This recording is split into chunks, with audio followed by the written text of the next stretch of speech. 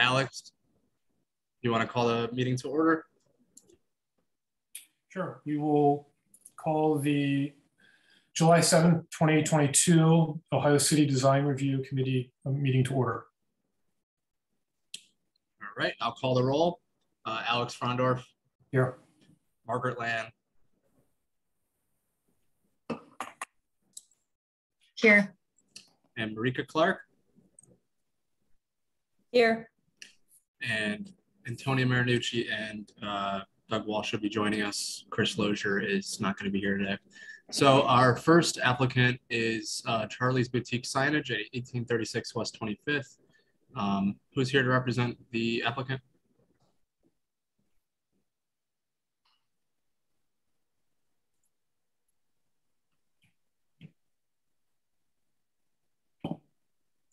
No one? Going once, going twice. Nate, next agenda item. All right. So yeah, we'll give them some time to log on. Second applicant is Avo Modern Mexican Signage. Who's here for this one? I'm Chris DeAlfredi, representing Signature Sign Company. All right, Chris, go ahead.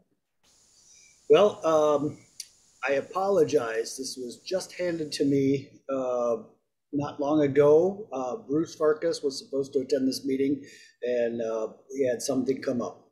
So I'm getting familiar with it. Essentially, what I am presenting here is a projecting exterior sign cabinet, and it will be mounted to the outside of the masonry wall. It's a 12 inches deep circular cabinet with exposed neon on both sides.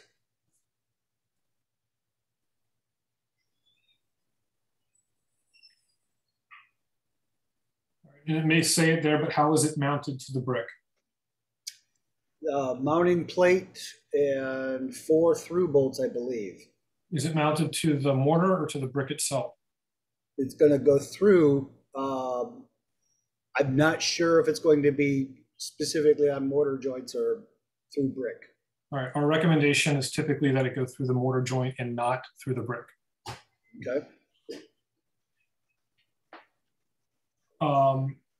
Overall, I think the sign, my only comment is that I think that it's too big for that location, especially seen in that last image there.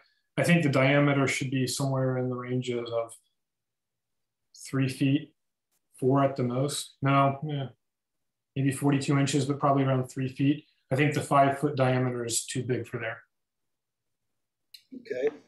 And that's standard feedback that we give to most blade sign applicants. Okay, I understand. I was told, for what it's worth, that this was already approved through SRP. So I just want you to be aware of that. Right, it typically goes through SRP and then comes through these committees, if I understand that right, Nate. Got it. Correct. And SRP signage comes to local design review, and then if it's approved by local design review, does not have to go to landmarks, can be administratively approved. So okay. I think if you mount it to the mortar joint and you reduce the diameter to somewhere in the range of, say, 36 to maybe 42 inches, I think that'd be better than the 60 you're showing there. Okay. Other committee members, any other feedback?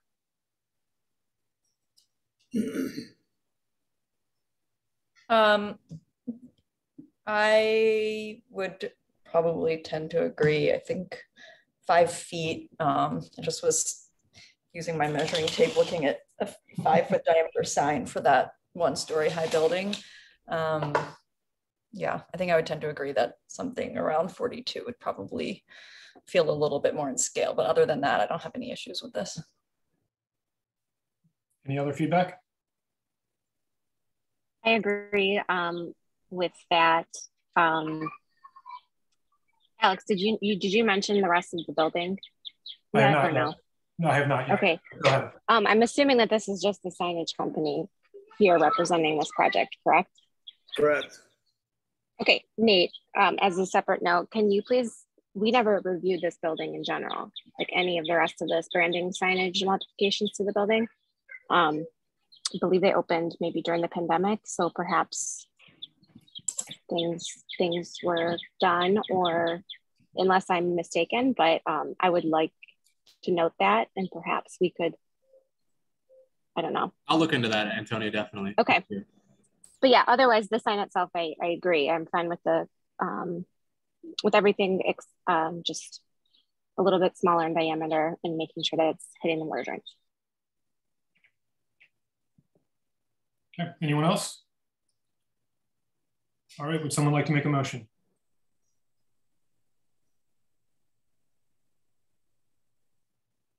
I can move to approve with that condition around the sizing. So can you, will the condition also include mounting through the mortar joint? Oh, and mounting through the mortar joint. Do we have a second? I'll second. Okay, Nate, call the roll. Alex Frondorf, Yes. Margaret Land, Yes. Antonia Marinucci, Yes. and Marika Clark. Yes. All right, the project is approved. Thank you. With those conditions. Thank you. Well, let's go back to Charlie's and see if anybody is here for that now. I don't see any new. Charlie's going once. Charlie's going twice. Okay, next agenda item. All right, 3401 Clinton Avenue, and this is this was Keith Hayes. This is the architect last time. Is Keith here? And this was for Conceptual last time. So Keith going once. Keith going twice. Can you hear me? Ah, good. Sorry guys, I was on mute. Okay, first matter of business. Nate, were you able to slide in the presentation that came in at the last minute? I got it. All right. Well, if we have most of the same committee members, I think we can probably advance to at least slide 20.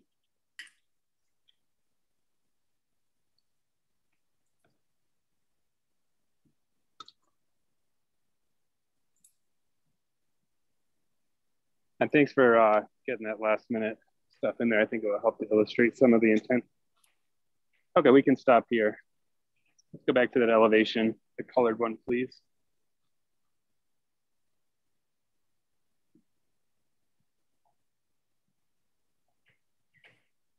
Is this what you're looking for?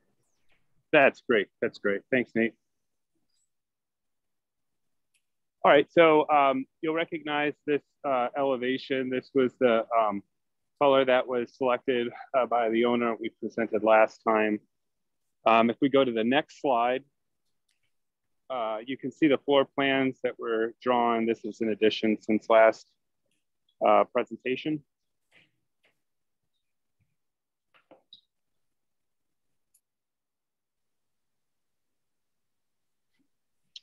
And just to give everyone a sense here, we talked about this being, and a reminder, a 2-unit property that Jose is looking to rent out as 2 apartments in the meantime. And what we're seeing here in the elevations is just the front half of those floor plans. Nate, can we go back up one more?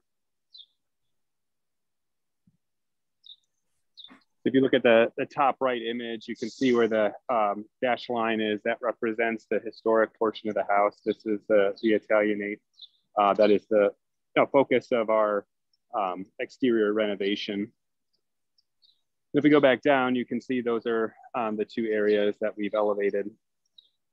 The left being the front facade, obviously, and the left being the east facade.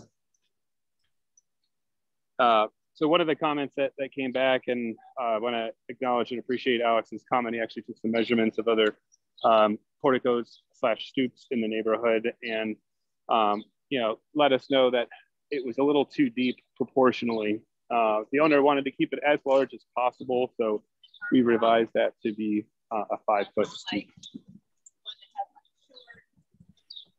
We also took into consideration that the steps should go all the way across. And noted that those will be covered in stone with probably a masonry base. When I say stone, I mean like a limestone, something monolithic.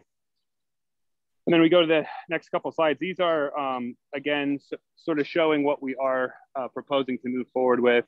Last time we had discussed whether to consider a composite material, such as this fly ash product from Lorain, now known as True Exterior, that is consistent with the original historic profile. The only difference is this is a 5-inch instead of a 4-inch.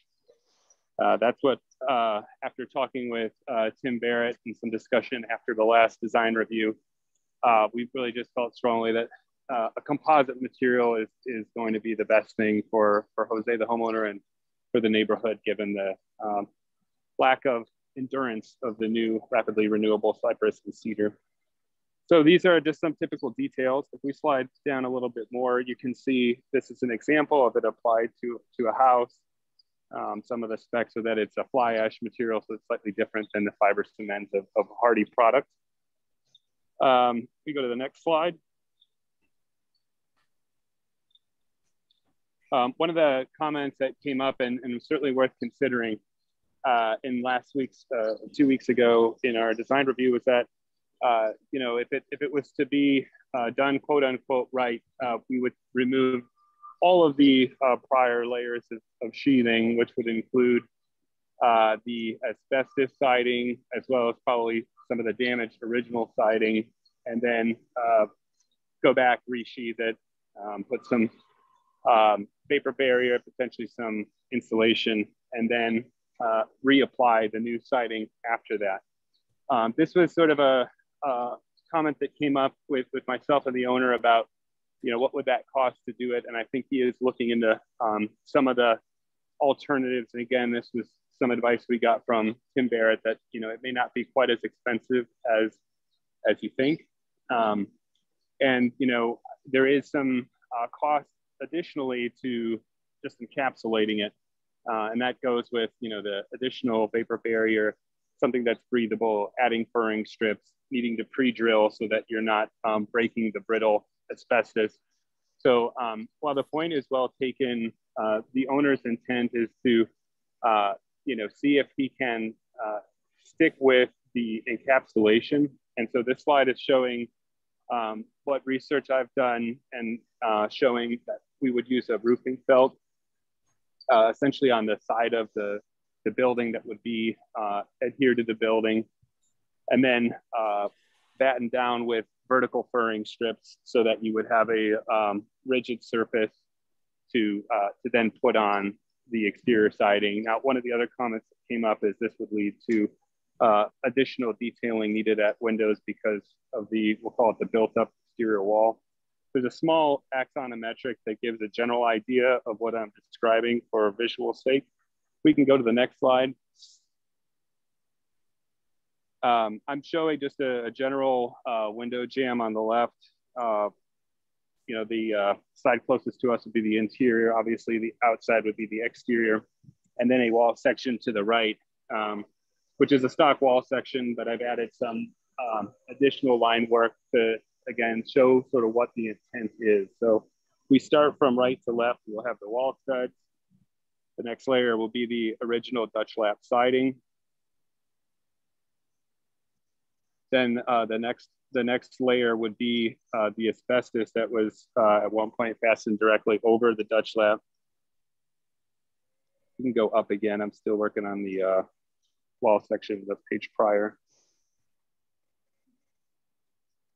And then you see that dashed line, that would be the roofing felt that would be essentially the encapsulant to the asbestos. Now, as I mentioned before, the next layer would be the vertical furring, and those would be anchored now through the roof felt, which is going to minimize any airborne contaminants from the asbestos that's retained below, and would be pre-drilled through the existing Dutch lap and stud work to make sure that we have a solid connection. Now, there is additional labor because you can't just, like you would with most building paper, staple or pneumatically nail it in.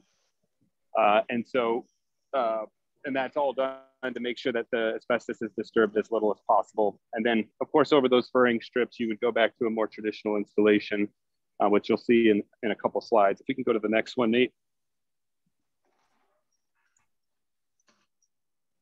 Again, these are two sort of general window sections. The intent of this drawing, and I hope it helps to clarify what we would need to do at the window details. And again, express to the owner, there is some cost to doing this. And that's why we would ultimately compare it to, you know, the value of actually taking down all those layers to get the asbestos gone all together. Would be on the left-hand side, you see what the sort of typical wall section would be currently. On the right-hand side, you see the arrow that's pointing to the additional sill extension. That's a 1x member that would be a nominal distance to encapsulate the furring and the new siding. And you'd again have like a drip edge there. So the difference in this would ultimately be the wall sandwich would increase slightly, probably by, I would say between an inch and an inch and a half once the new composite Dutch lap was on the outside. We did look at the option and the precedent of removing everything and then maybe using a hardy to offset costs. So far, we've got the cost estimate back for the hardy, which is very competitive and quite a bit less expensive than the Dutch lap. What we're looking to see is there any potential that, you know, we could remove all that and do the remediation and still come back at a number that's comparable. Now, that ultimately would give up more of the historic precedent. You wouldn't have the same profile. And I think the owner is intent on kind of the historic profile more so if he can get the approval to encapsulate in what is a very common practice. It just takes quite a bit more finesse. If we go to the next one.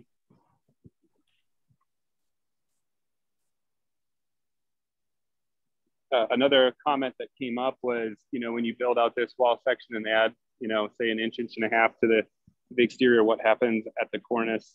Here is an example, pretty typical of many Italianates, where you'll have a large trim member, often a piece of crown, just at the base of the cornice. And there are several different profiles to choose from. And again, because we were sort of focusing on, you know, are we going to go with the sort of like more composite material or whether we go with the Dutch lap. Again, both are composite, one's fly ash, one's fiber cement.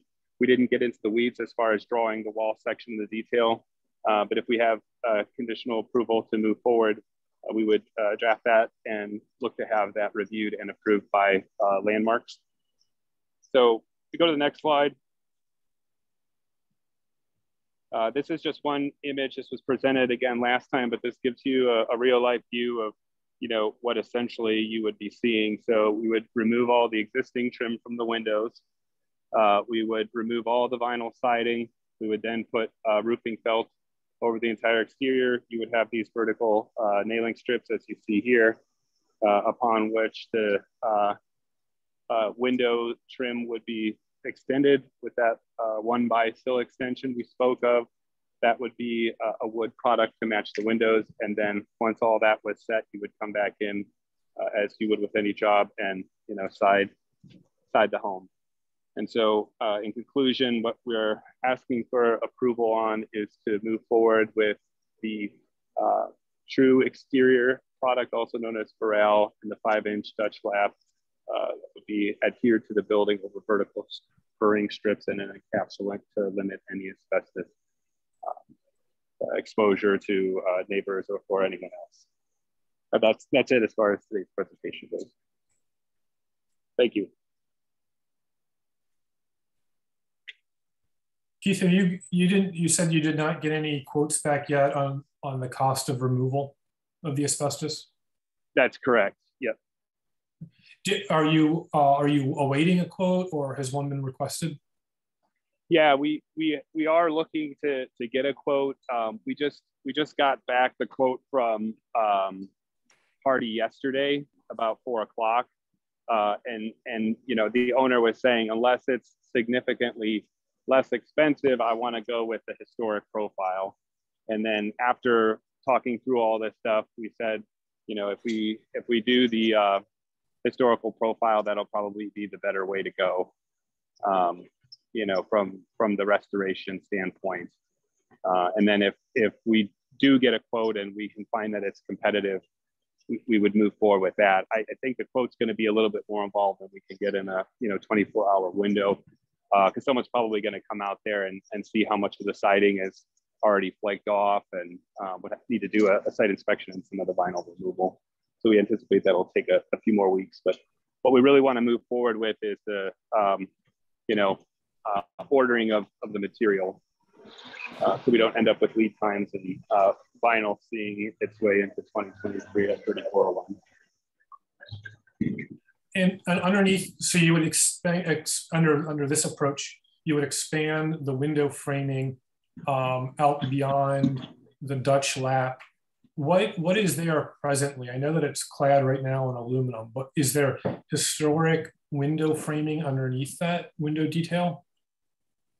We have not pulled off any of the aluminum to date, but it's I don't think there is, because everything is flush. I mean, it's even set back from, you know, the outermost layer of the vinyl.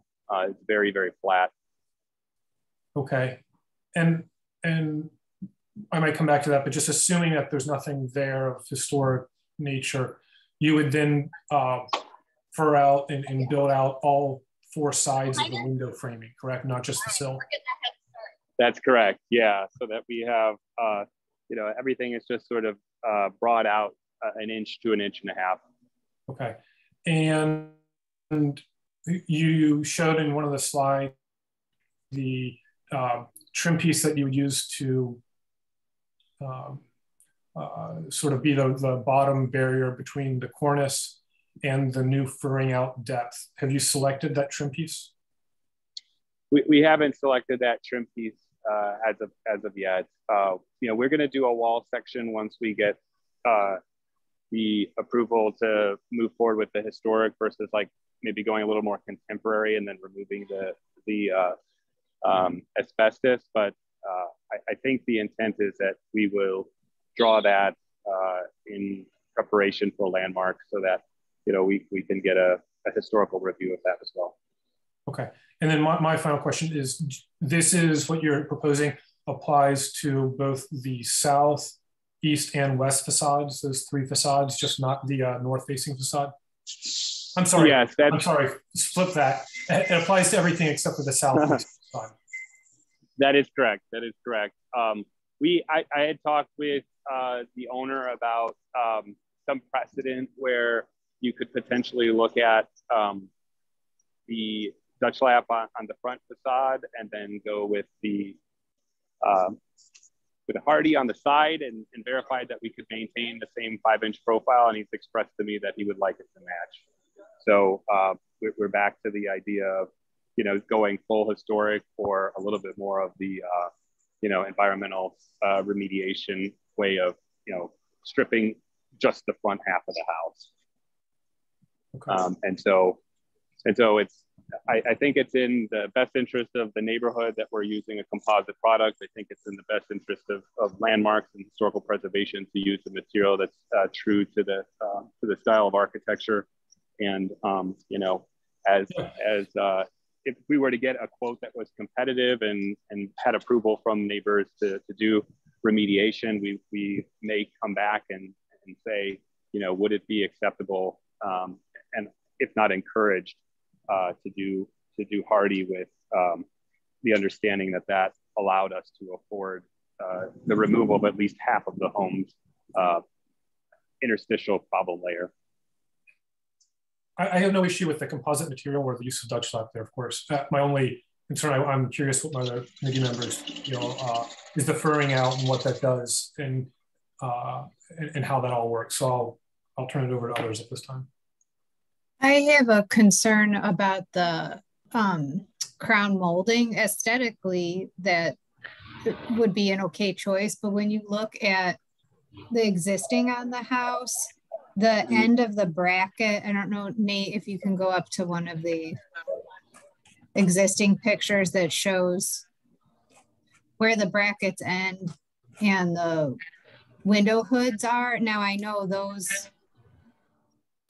you might be changing the hoods, but they would have to be quite a bit narrower. If you zoom in there, I mean, there's not a lot of room between where those brackets end, and I'm assuming you're going to use the existing brackets.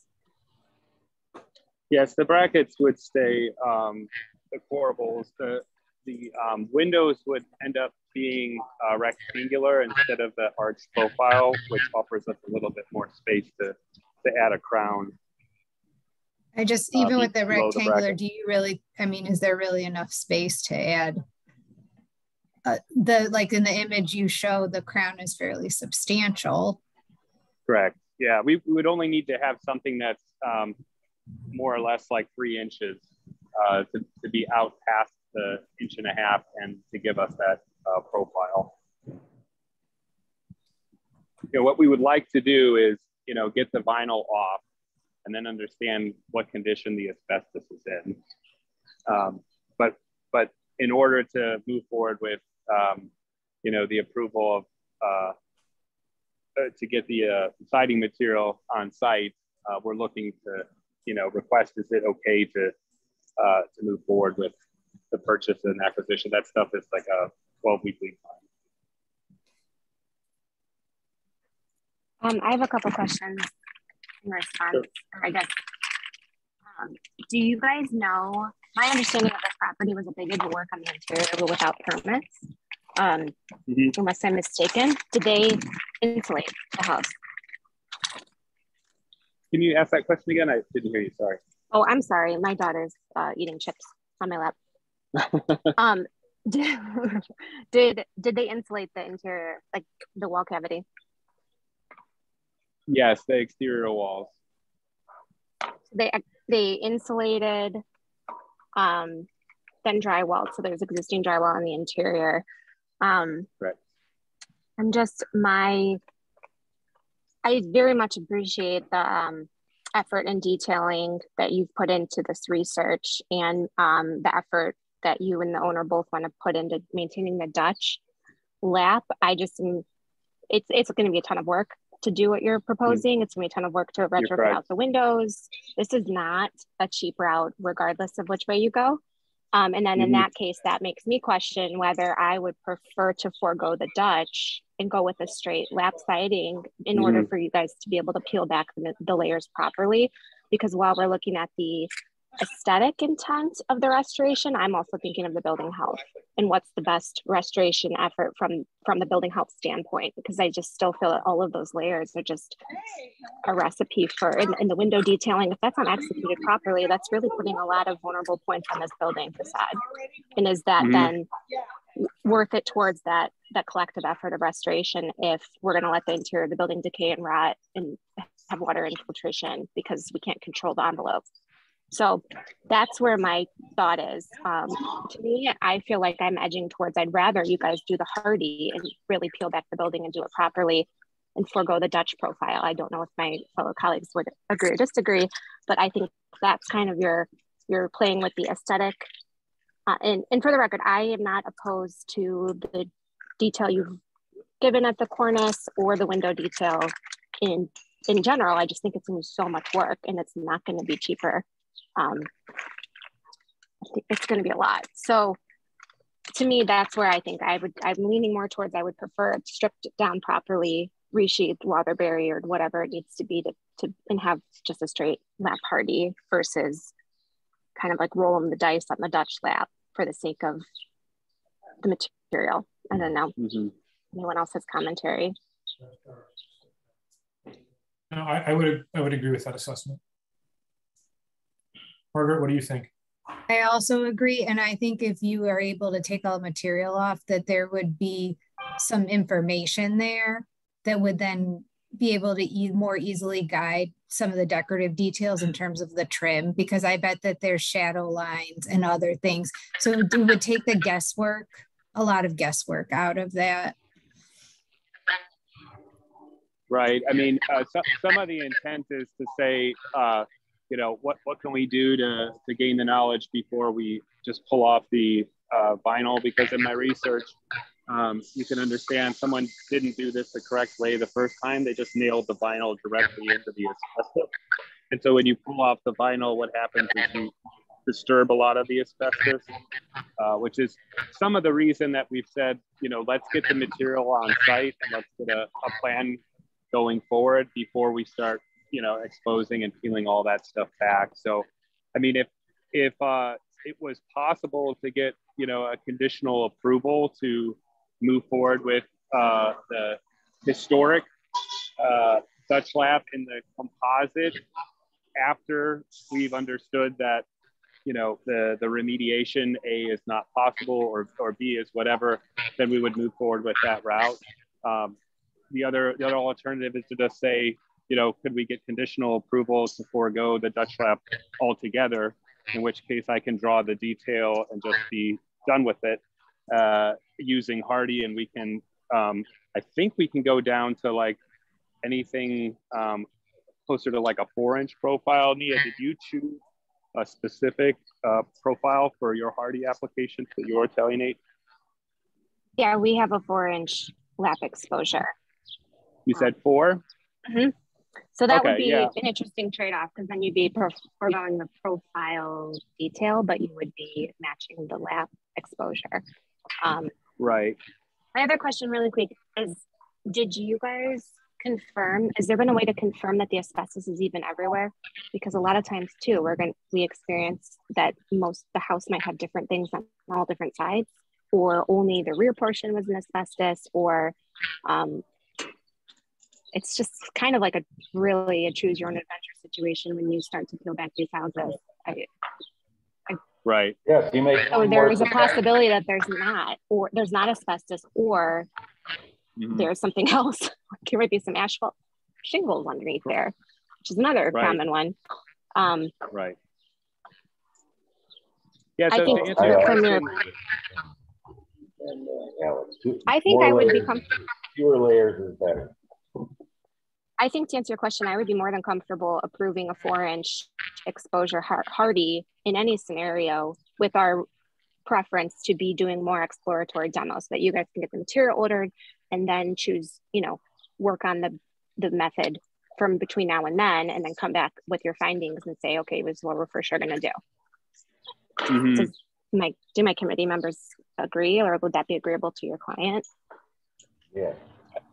I think that would be a win-win, so that, because he's really wanting to move forward, and he's been proactive about getting a permit to finish the interior. So you've seen those floor plans and stuff, because he is really working with, a lemon, I would say, as far as, what the other people did in terms of process, and you guys all saw what they did as far as the front porch and things like that. But he's being assertive, and I think just wants to make sure he can, get the building in a position to rent, and it's not trying to say, well, I'm just going to do the interior until I figure this out. So if you guys would be willing to consider that, I can go back to him after this meeting and just ask, let's get the material on site and then see what we can do, maybe on the west facade where there are no openings to the neighbor's house to limit any, potential exposure that would happen. And then, like I said, we can see about having someone come out there and give us a number. I think ultimately, if you did that, then in the future you could go back and remediate the back portion of the house, and probably get some matching siding. That's not in the scope right now of landmarks or anything else, but it would be, certainly a little more advantageous for like you said, the overall health of the building. Yeah, Keith, I'd be on board with that plan and supporting Antonio's recommendation. Okay. So would we, if I can make a motion, it would be a motion to approve 4-inch exposure smooth hardy board, and condition being that you return with final details after you've been able to do a bit more exploratory demo or get more costs back to that. The specifically details regarding window trim, cornice, any adjustments, and is the approval of hardy board conditioned on the removal of the underlayers so that there's no furring out? I would personally be okay with it either way. Okay. But I think that's going to give the owner the most cost flexibility, in hopes that will lead them to the option of fully removing. Conditional approval of the 4-inch smooth hardy, with understanding that it's preferable to take it all down, but they'll come back with that information and information on the window details and any other furring out details that are needed. Any other conditions on the motion? And I'll second it. Okay, let's call the roll, please, Nate. Doug Wall, Yes. Antonia Marinucci, Yes. Alex Frondorf, Yes. Margaret Land, Yes. Marika Clark. Yes. Okay, so the motion is approved. Keith, are you clear on the conditions? Mm-hmm. Okay. Yes, to come back once some additional demo work has been done, but the owner is approved to move forward with the acquisition of, I think it's about 1,500 feet of siding. Thank you for your time, all. Thank you, Keith. All right, have a great day. All right, I will formally turn the chair back over to Doug. Thank you, Alex. I apologize for getting back late from another meeting, but made it.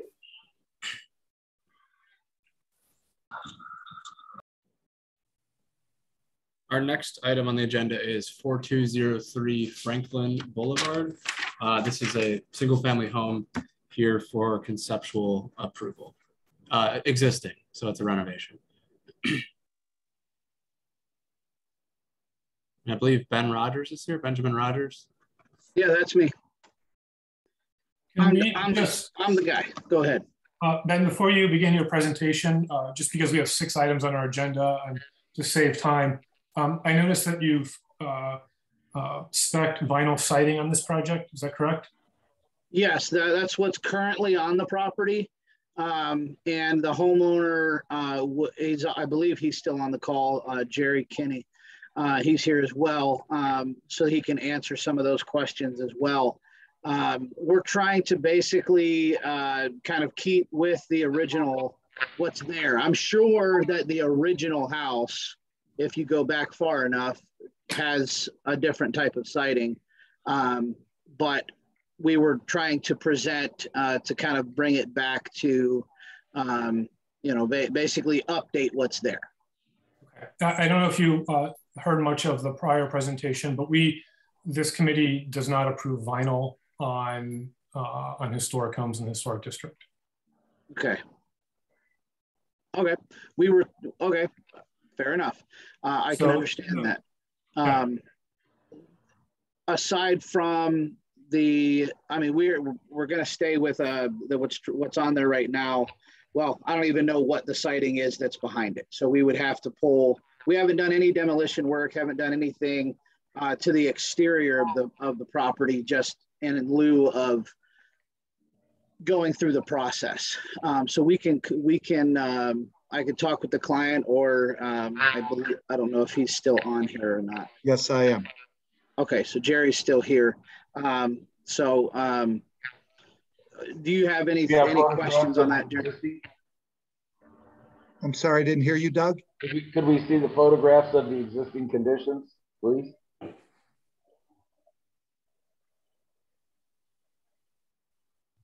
Thank you. That's better. Typically, our number 1 recommendation is if there's some investigation done and it looks like, the majority of the siding, original wood siding, is in good shape, to do spot repairs, pull off the vinyl, do spot repairs where necessary, scrape, paint, take care of the original material that's under there. If it is determined that it's too far gone, then we usually approve either a replacement wood siding or a fiber cement composite product.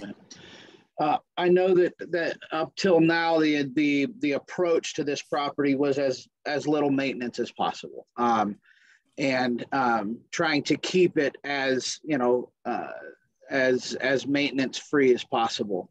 And even your composite materials still have maintenance to them. So I believe that's why the owner was hoping to stick with the vinyl. But you guys are vehemently opposed to even premium sidings or anything like that. Correct. It just doesn't look. It just doesn't look like wood. You know, composite looks like real wood and we painted and finished, but the vinyl just doesn't. You know, with the J moldings and trim and stuff, it just doesn't look right on an historic home. So that's our position. And the Secretary of Interior standards are what we use as a backup, and that always references keeping, as Margaret said, keeping original material wherever possible, or matching it if you have to replace it. So we didn't just. And to be clear, Doug. And to be clear, Doug, when Doug says original material, we mean original to the house, not what's there. I understand. So we can't replace vinyl with vinyl. That's the intent of the criteria.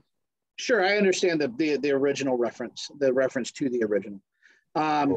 Okay, aside from the siding, I guess that's probably the biggest concern of you guys, is that the exterior meets the original design. The plans that are.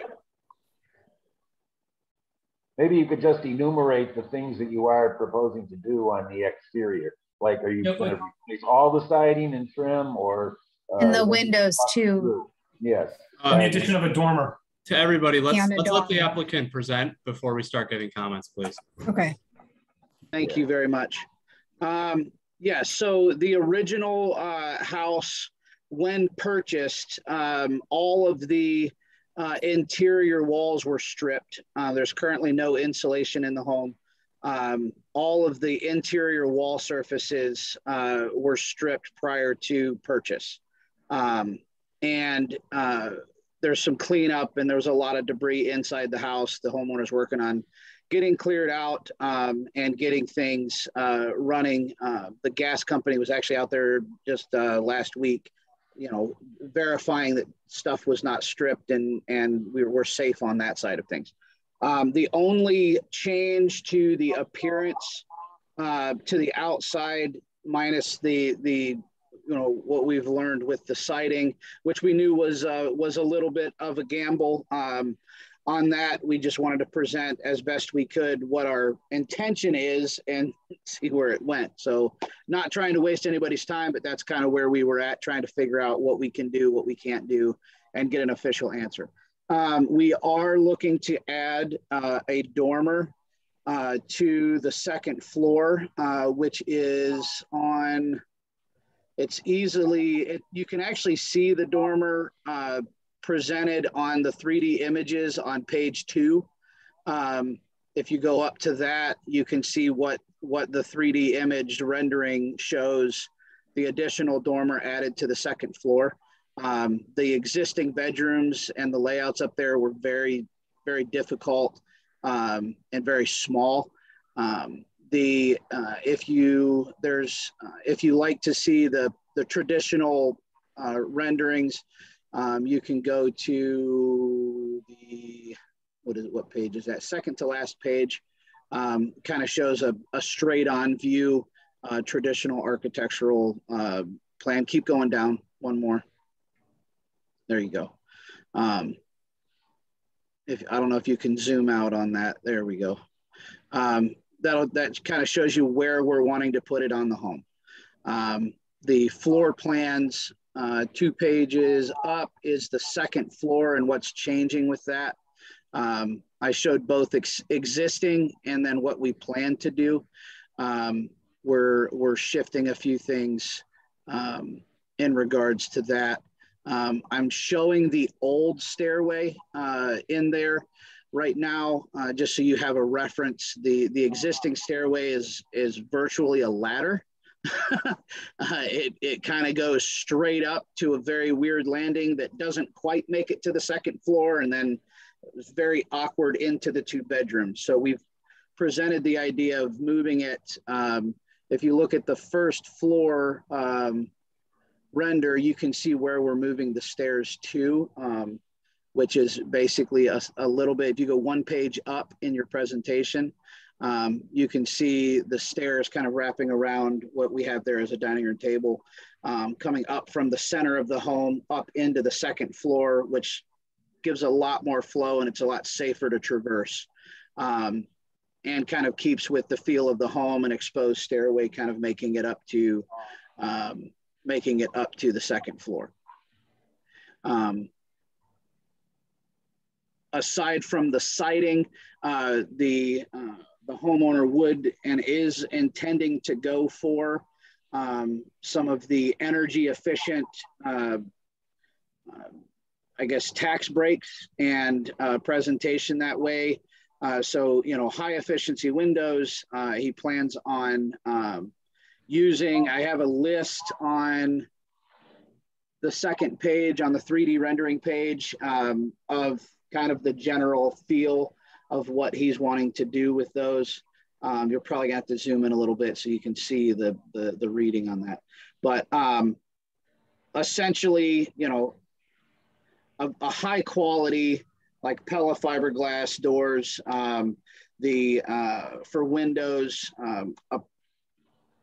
to get the high the high efficiency, typically you've got to go with some kind of vinyl or vinyl clad, but that kind of played into the vinyl siding side of things. And if we're not going to go the vinyl siding, then kind of need to know the old style wood sash windows just don't meet a lot of the energy efficient side of, you know, current efficiency standards. But that's kind of where we're at. I'm sure you've got questions. Go ahead. Yeah, are you the windows?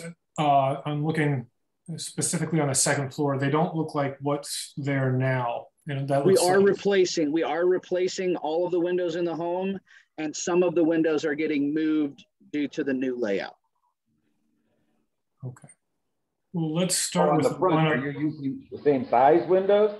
In other words, I see 4 windows in that front elevation. Are those essentially in the existing opening sizes? I think that's yes. Those are the current. We're trying to keep with the same size of windows, just more energy efficient, and some of them are going to get slid down the wall to meet new layout.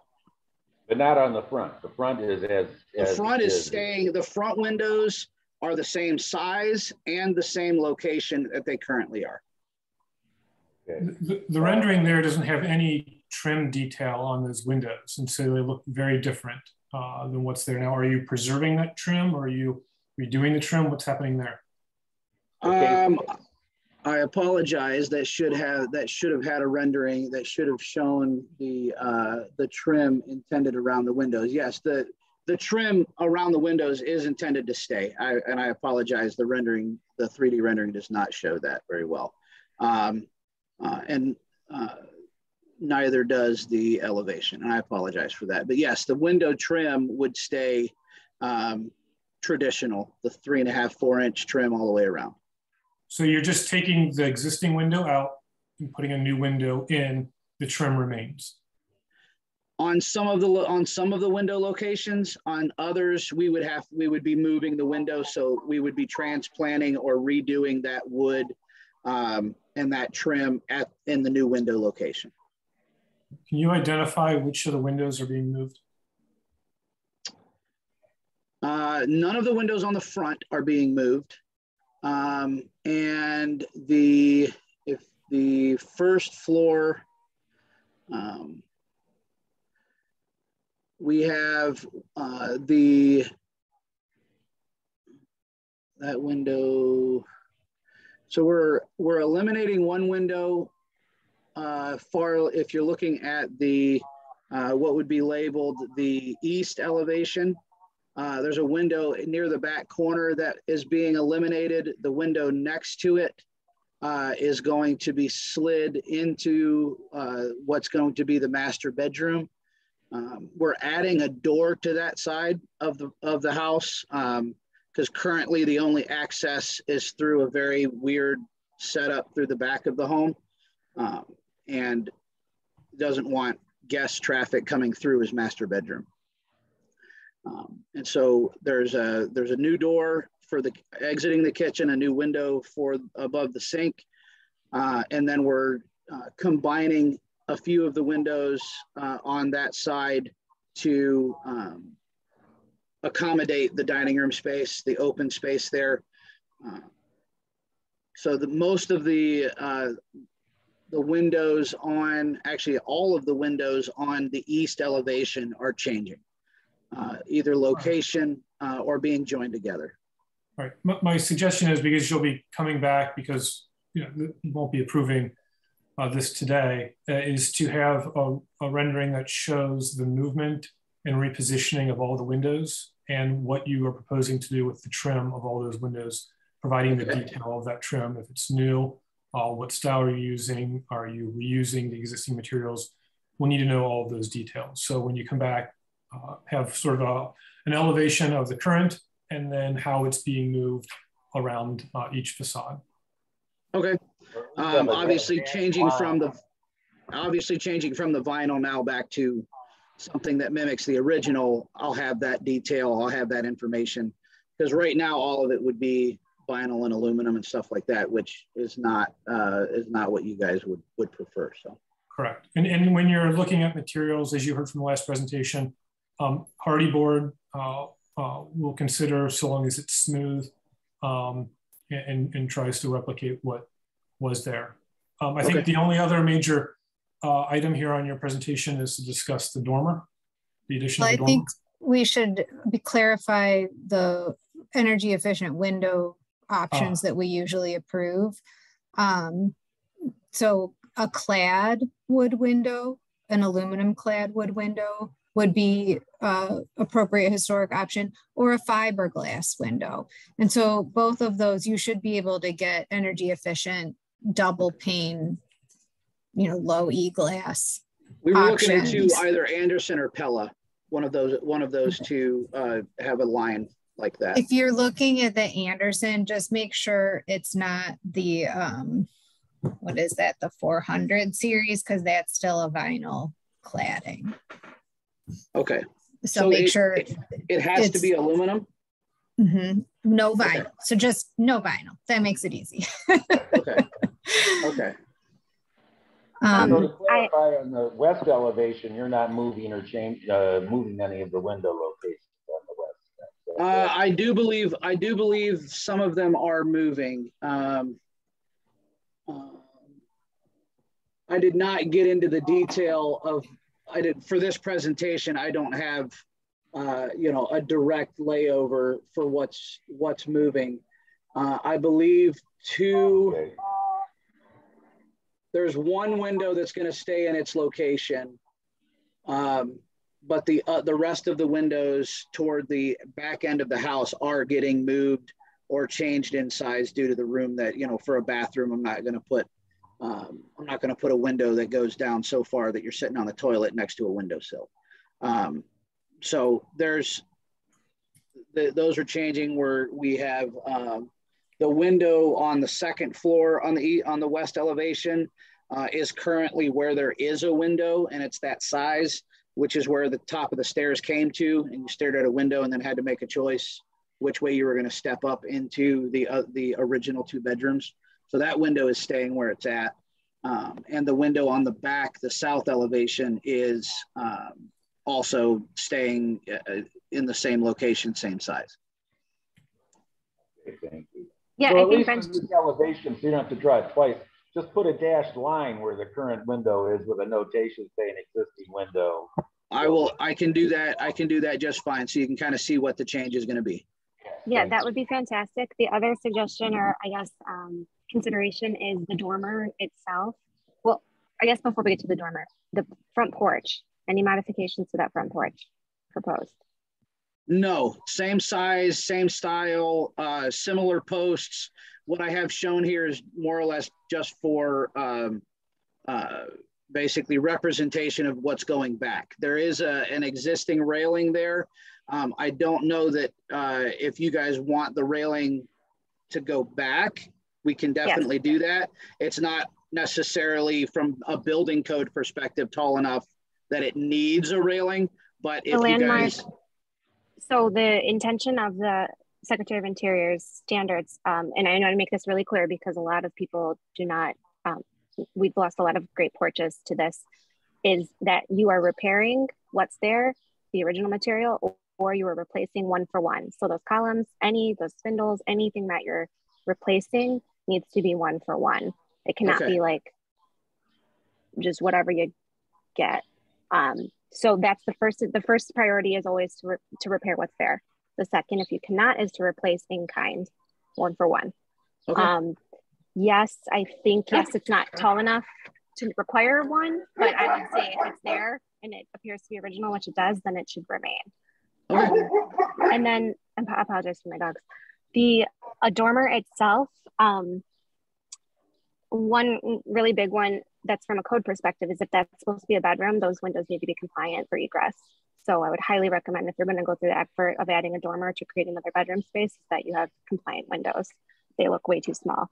And that will affect the aesthetics of this in proportions. And I actually think it would improve the proportions shown here because those windows do look a little lonely, like a little underscaled. Too small for that size of field of siding there. They should be bigger. And if you can make any adjustment to sort of align them better with the first floor windows below, that would be useful. But I know you're trying to coordinate the window locations with the floor plan needs. So we could easily make that adjustment if necessary.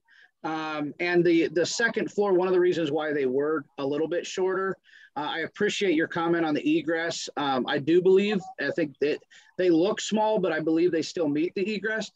I will double check that. Thank you for bringing that up. It was the intention of kind of doing an old school window seat. Something that was would allow for like a reading nook window seat. And I think that's lovely. I just, again, wouldn't want you to put the effort in and the money into this dormer and then not have to qualify as a legal bedroom because that will devalue the property. Sure. And I've been in this house, and so I understand that it is a wonky upstairs. So I understand why you want to put the dormer in. I think that otherwise the dormer, I think, is fine. I don't think opposition to the dormer in the otherwise proportions proposed.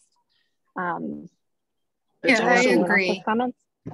It's also very difficult to see from the street, even as large as it looks here. The odds of ever getting a clear view of that side of the house any more than 5 feet away and looking straight up the wall, it's going to be very difficult to see from the front. We tried to keep it back far enough that it wasn't interfering with the the road, the curb appeal, if you will. Yeah, so the height is going to match up with the existing eave of the second floor, correct? The eave of the dormer, it looks like you have in mind that those will line up so that the roof lines meet up. Is that right? Yes, the roof lines will meet. Okay, and one other little subtle thing you might try to differentiate the dormer from the other, first floor wall of the house, which is original, is maybe put a band board across at the second floor line or at the eave line to visually separate the dormer from what's below. Like a trim board, like a 1x8. Yeah, absolutely. I can definitely do that. I don't, if you feel it's necessary or feel like it's something that would help move the process along. I like clean walls, smooth, as much as possible. Less breaks, the better. This house already has a lot of breaks to it, but it could easily be done. I think aesthetically, so we like, from again that same criteria, as you want to kind of have somewhat of a distinction between the modifications. Okay. Are you requesting that it be a different material than the rest of the second floor, or just simply a trim board allowing for there to be a visual break at the first floor eave? Yes, that would be enough for me. I think Mia froze on us. The other thing you could do would be to, let the first floor roof eave, continue across there with the gutter and so forth. I may do. Yeah, I like that. I like that idea better. Give me just one moment. I forgot. I didn't realize my computer was not plugged in. Give me just a moment.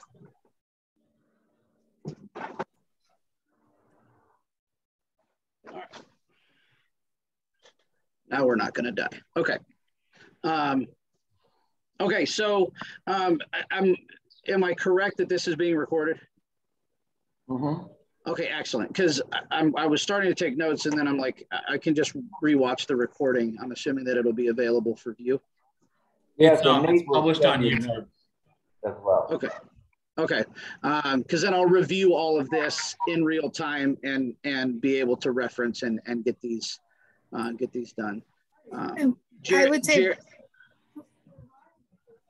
Go ahead. I was going to make one final thing when you're considering the products and the details when you come back for the front door.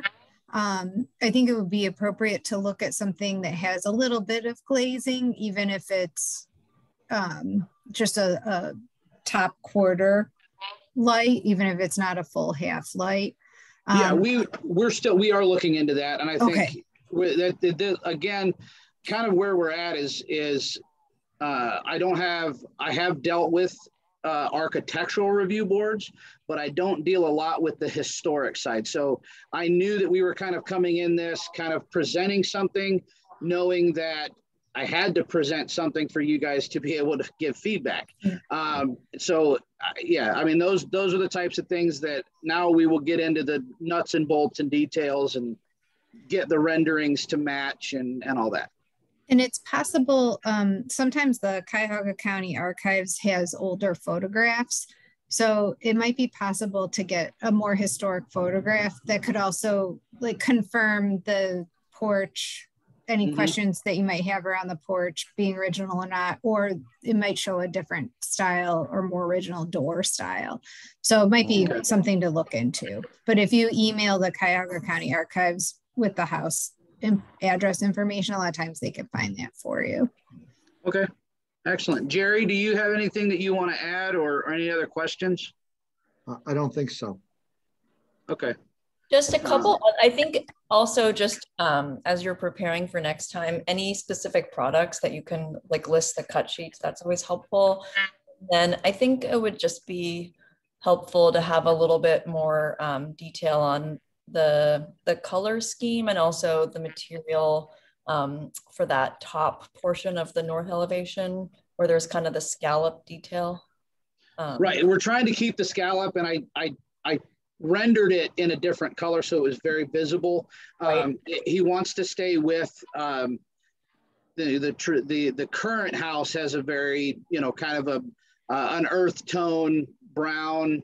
He likes that. I don't know what the original color of the house was. Again, I guess some of the archive pictures might be able to show that. But you know, Jerry likes the brown tones of the house. Yeah. So we'll be in that window of colors, and we can present what actual products they are. Yep, You know, I think that would be helpful just to kind of, because the existing color looks to me a lot lighter than what's shown in the rendering. So just to understand that, and then for the scalloping, if that's intended to be painted a different color or the same, or just kind of those details would be also helpful. The renderings are difficult to match existing colors. Sometimes the tones that come across on everybody's screen is even different. I think it's okay if you don't show colors on the renderings, but you just show on a different slide, like the, you know, Sherwin-Williams, or like, you know, it can be on a detail slide that doesn't have to be, you know, you know, it's acceptable to show black and white elevations also. So it doesn't have to all be, you know, incorporated into the renderings. We have manufacturers' color chips like the window cladding, for example, and one little tip I could offer is if you see Antonia on the screen there, the window behind her, the sash is usually the darkest color in color schemes on each other, so keep that in mind. You know, try to have some contrast like the current house as it is colored existence. existing. The siding doesn't have much contrast with the trim. Right, so, the existing trim is very light. Yeah. So, you know, try to, you know, discuss picking some colors that have, you know, a little bit of contrast between the siding and the trim. And, you know, as others have said, the fish scale siding up in the gable end, you know, should be a color you can call out as different. And then shingles too. I assume you're replacing the roofing on a house. It would be good to see the shingle color you're proposing as well. Correct. You know, again, staying with the brown tones, you know, some kind of dimensional brown tone, multicolored shingle. Great. We'll look forward to seeing you. Thank you, everybody. If there's no other comments, does the applicant feel like they've received enough feedback for today to work off of? I do. I guess the next question for the next, I guess, concern of mine is when is the next available meeting for us to join, and when would we need to get stuff into you? Yeah, I can definitely shoot you an email. Our next meeting is the 21st. So these are every 2 weeks, and then we need presentations about a week in advance, so 7 days before. Okay, so we can work on this over the next week, get you a new rendering and be able to be back in 2 weeks? Yep. Okay, excellent. Jerry, do you have anything before? No, I don't. Okay. Thank you. All right, thank you. Thanks. Thank you. So our next applicant is at 5100 Lorain Avenue. This project was previously seen as part of the storefront renovation program. It is no longer in that program. And I believe we need a motion to take this off the table, as this was tabled end of last year. So would somebody like to make a motion? Do we know why it's no longer in the storefront renovation program? We'll let the applicant answer that. Okay, then I'll move to take it off the table. Second? Second. Second. All right, I'll call the roll on that. Doug Wall? Yep. Margaret Land? Yes. Alex Frondorf? Yes. Antonia Marinucci? Yes. And Marika Clark?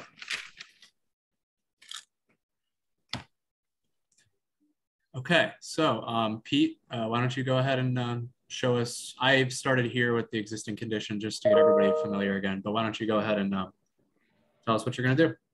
Sure. Thank you for your time today. Thank you for allowing me to take part in this meeting. So this was previously presented, I think sometime last year. And we've made some, I guess, adjustments to the presentation in accordance with some of the notes you guys had. Just to answer the previous question, the reason why we just decided to not go with the storefront renovation program is really more of a timing. We want to get this project moving as soon as possible. We have a window in the glass company's I guess schedule in August. I think it's like the second or third week of August, and we would just prefer to get it moving sooner rather than later.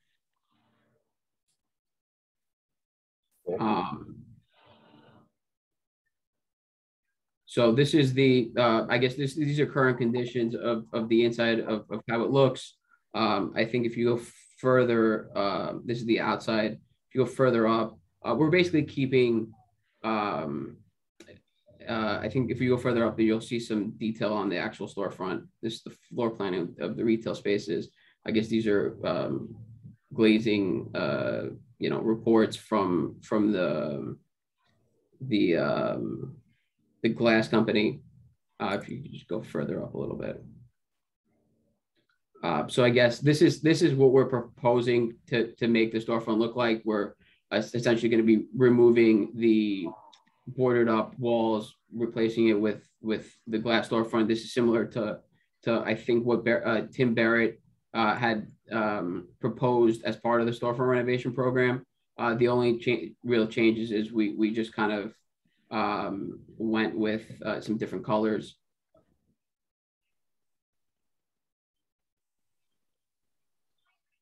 So how does that differ from what Tim Parrott proposed? It's pretty, honestly, we just changed the colors. So he had a yellow and like green type of awning and finish to the where the gray is really. And we just proposed, you know, a gray because it currently matches with the side of we painted where the building's currently painted gray. We just like the aesthetics of that better. And since we weren't going through the renovation program, we were just proposing a different color. You have a tenant lined up already for this? We do not. We are talking to a couple different tenants, but we really wanted to perform the work and get that done first before really signing or doing anything with anyone. Yeah, I guess my first question is just around the awning. Is that something that Tim Barrett had said would have been on the original building? To me, I guess I'm just wondering if that is like how the building originally would have looked versus I don't know if we could the renovation work without the awning. I don't know if we could pull up the previous I guess design that he had sent out, but yeah, the awning was in his design. We left it in there. So we were originally thinking to take it out, but you know, we think it looks nice with it, so we left it in there. But it was in the original design that Tim put together, and it's not here. But I do have it somewhere on file. I don't know if I can send it to you guys or share the screen or something like that, but it was on there. Nate, I just sent you a copy of it. You should have it email. Okay, let me just pull that up real quick. I think while Nate's pulling that up, I think my problem, I guess, with the gray is that it's just really cool versus like as juxtaposed to that red brick. And I don't know that it's that attractive with the brick.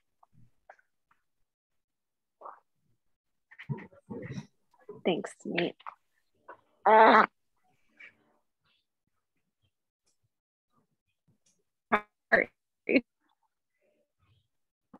baby's burping. I think I agree with Antonio. Yeah, I do feel like this palette is more, I'm not opposed to a different color palette. Because the second, well, now that you painted the sides gray, just having that brick color on the second floor of the front looks kind of odd. So the building has been painted gray for a while. So we were just, you know, I think part of the sort of renovation program, they wanted us to paint it red. So, you know, we were just proposing to leave it the current color and then kind of match the front with that. I'm open to different colors if it's the front that kind of, you know, or the awning rather that kind of bothers you guys. But the awning doesn't bother me. So these two colored chips are the paints you're still proposing to use, the Esplanade and the Stone Lion. Is that correct? That is not, those are not the colors, no. Okay. This is what they're proposing. Yeah. I know, but it, you know, the some of that trim looks white. I can't, you know, I think I need to see what the color actually is being proposed instead of just the render. You know, we don't have a color chip. It is in there. Yeah, it's in there, Doug. It's a vibrant white is the white and the slate gray is the gray. But I think to that point that the white is way too vibrant for that. Like we would have, I think you would have something like warmer, a little. I'm not opposed to a white or in the white family, but I think it would need to be like have more of an ivory undertone or a warmer undertone. Okay.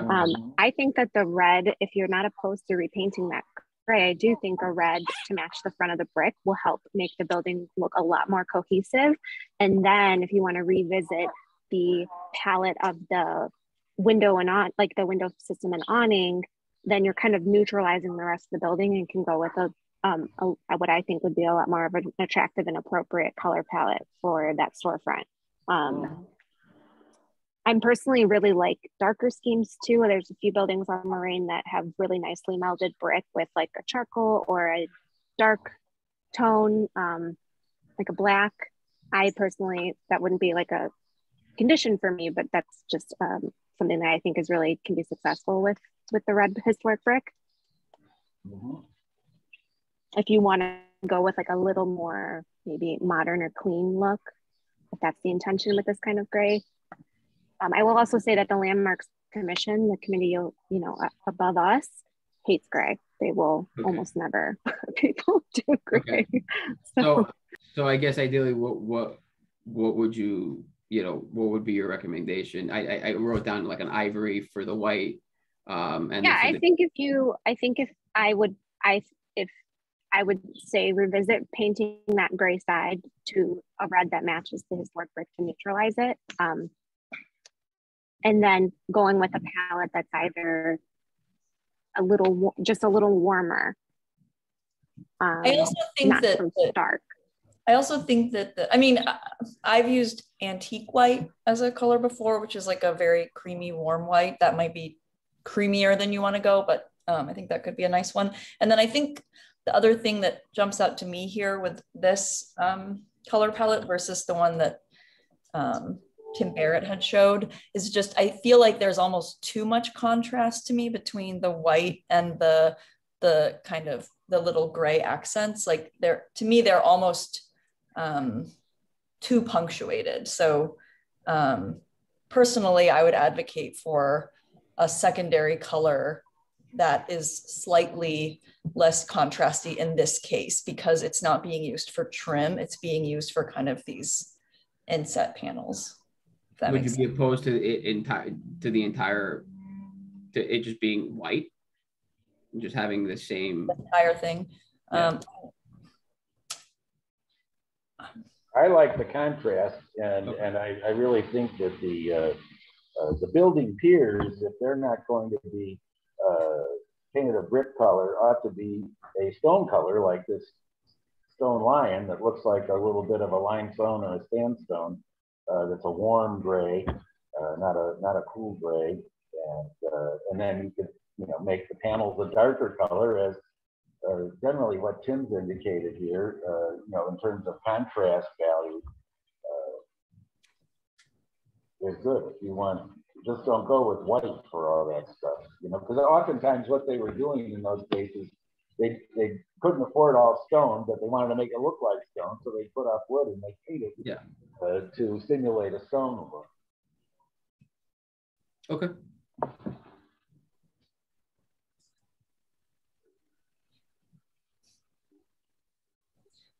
Okay, so I guess if we were able to do like either like an antique white, I don't know what antique white looks like, or but if we were to change it to like an ivory, and then I guess is the recommendation that I think the recommendation is to still have a secondary color for some contrast, but not great. And to make the palette overall a bit warmer. So without dictating exactly what color it should be, looking at making this cool palette into a warmer palette. In my opinion, maybe the secondary color is slightly less contrasting than what you currently have with the white and the gray. Okay. But then I guess, so, and then I know you guys mentioned the brick.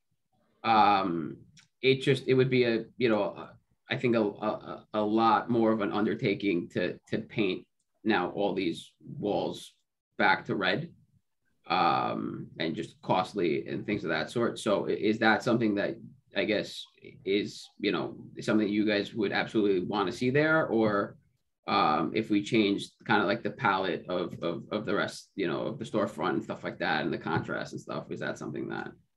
No, I don't feel it's necessary to repaint the sides. I wouldn't have picked that color, but since they're already painted, I think the main thing is to get the rest of the storefront right at this point. Okay. And regarding the bulkhead, I didn't notice if you had a section cut through there that defined the height of the bulkhead, the dimensions of that, so that we everybody's clear on what the height of the bulkhead is. I don't see a dimension on any of that. I'm looking at something.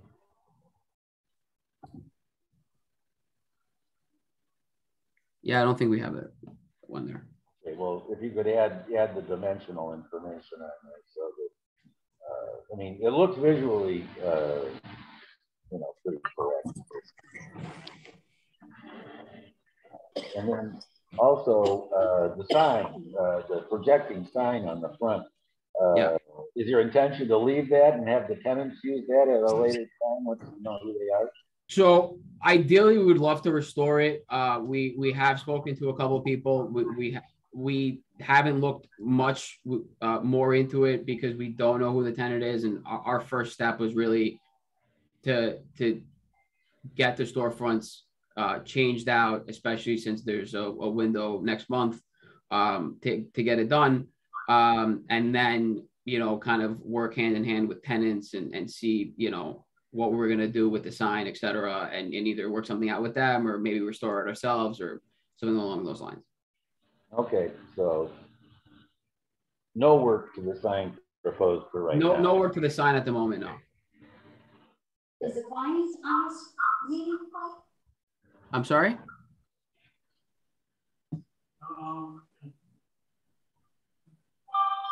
Can you repeat that? I didn't hear. I think it may have been background. Yeah, that was somebody's mic. I muted them. Got it. Okay. Are there, I guess, additional questions? No, I don't have any. Anyone else have any more comments or questions?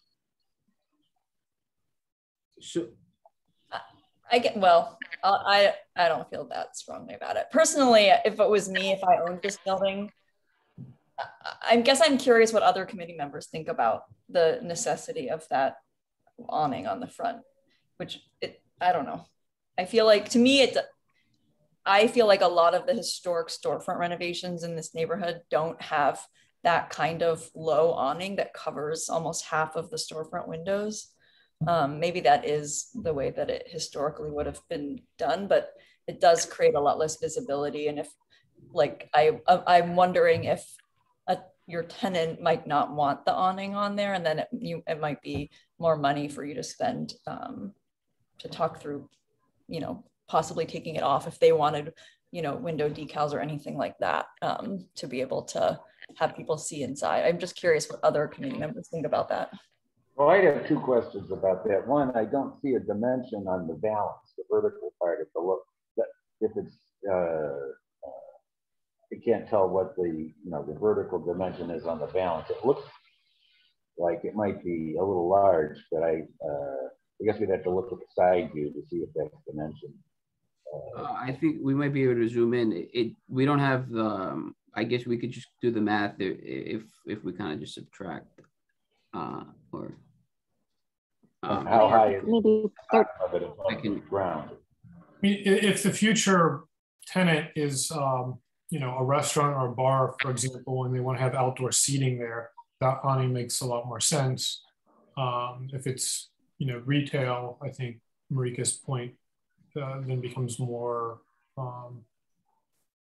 more important for logos on a window. But I guess I don't feel strongly either way. It doesn't bother me at all. And if it's, a restaurant or a bar, I think like the Petit Triangle has an awning in front, and that's a very nice usage on that building, similar vintage. Sure. I think historically, if the building is, late 1800s, an awning is appropriate. I would totally take or leave it though. And if the applicant likes it and wants it, then I'm fine with it. If you don't want it or need it, I would be fine without too. So let's leave it up to you.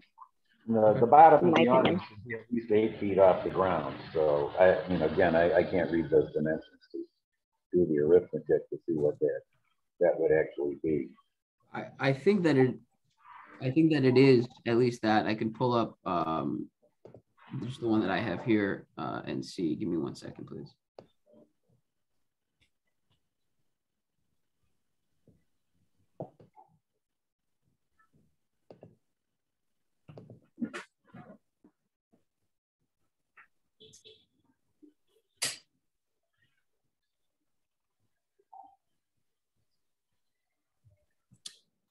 Just adding in that, you know, as part of any motion, you could specify that the awning should be at least 8 feet off the ground. Right. So if you can't find the dimension, that should just be included in the motion. Yes. Okay. And yeah. Go ahead. No. All right. After you. If there are no more questions or comments, we'll entertain a motion.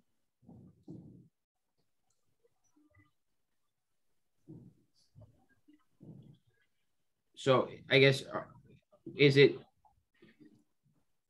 are you? In terms of the awning, sorry, I don't think we're being clear. I think our opinion is we're okay either way on the awning. So if your preference is to include the awning, you're welcome to add that. If your preference is to leave the awning off for now and you know, just work with the actual tenant rather than spending the money up front for the awning, we're also okay with omitting the awning. Yeah, okay.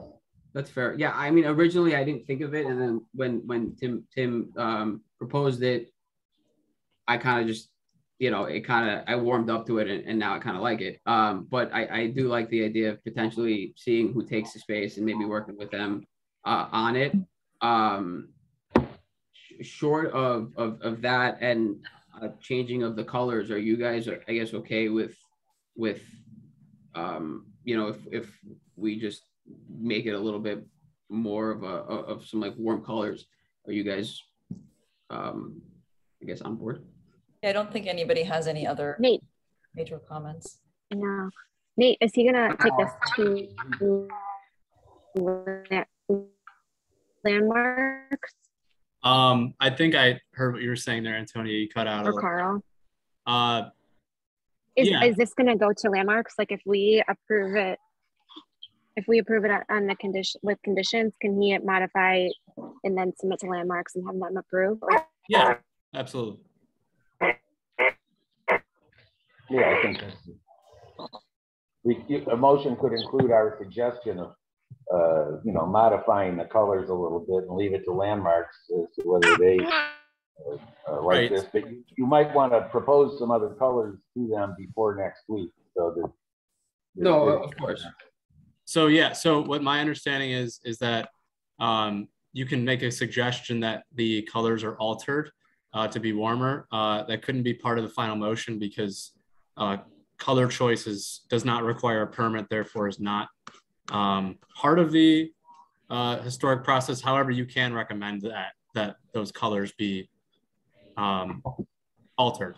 It just can't be part of the approval. Actually, colors would need a certificate of appropriateness. So we have made recommendations on colors before. So although if you are painting a house, you don't require a permit, you do need to have a certificate of appropriateness to use the correct colors in a historic district. So it's a really weird fine line there. So if you have I mean, staff can work with a better or a more appropriate color palette to the building as well. Yeah, if we could leave it to staff approval to review, you know, any color alterations.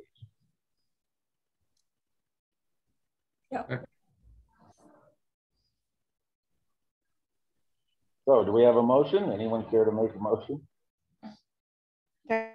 Motion to approve as presented with the recommendation that the owner works with the future tenant on the awning decision and the condition that they work on a color palette with landmark staff. I'll second. Nate, please call the roll.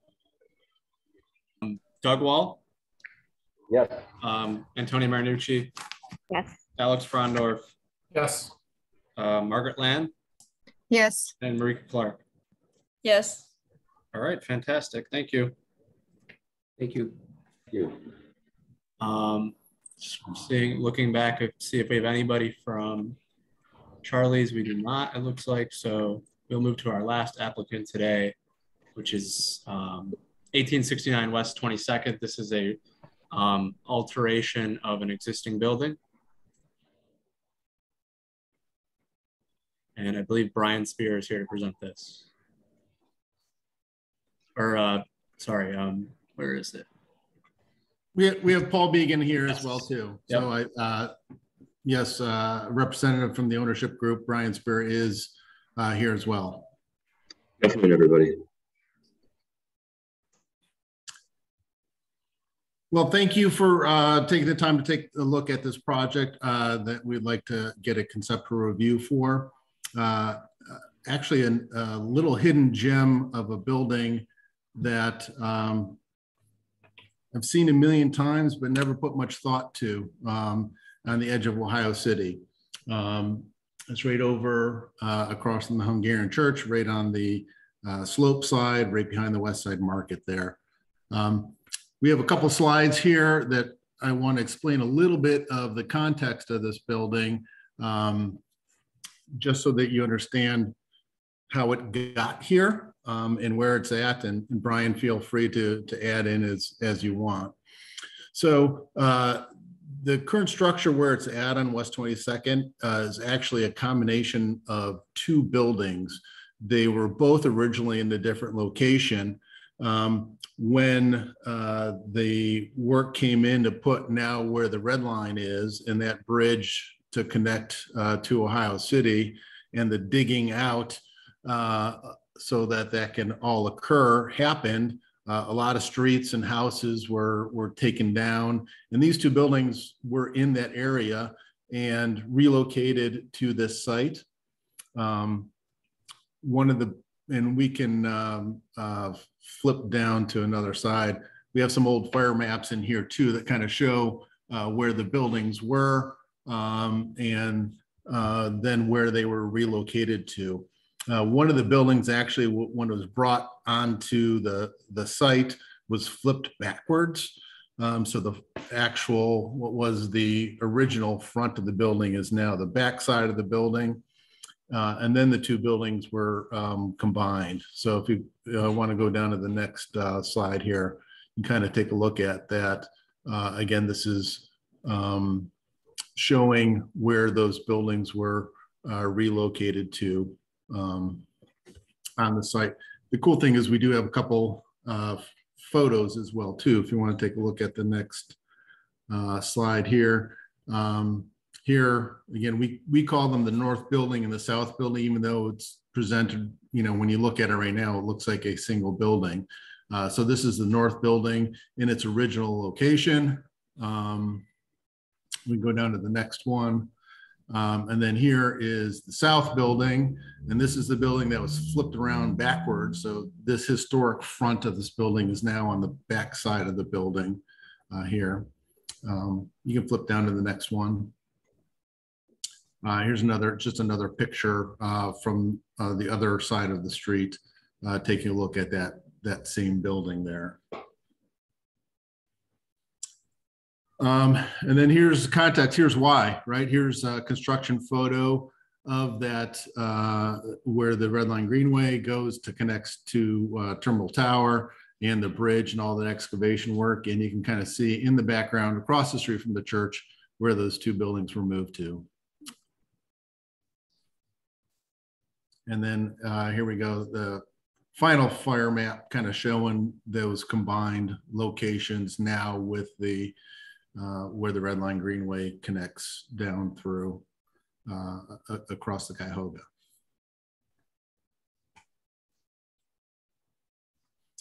So here, again, just to give you a little bit of context. So you can see a little bit differentiation in the brick color here. So on the left is the north building. On the right is the south building.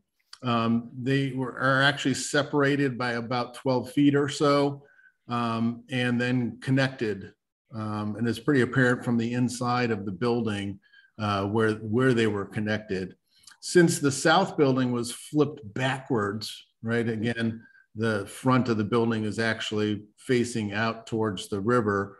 When they did this connecting piece to connect these two buildings, they refaced, which is now the front of the building, that was the back of the south building, so that the connector piece appears somewhat integral to what was the south building there. And you could see over time, all right, there was probably a fire escape at one time from the back of the original building that was filled in, just so you can have some kind of context of what's there right now.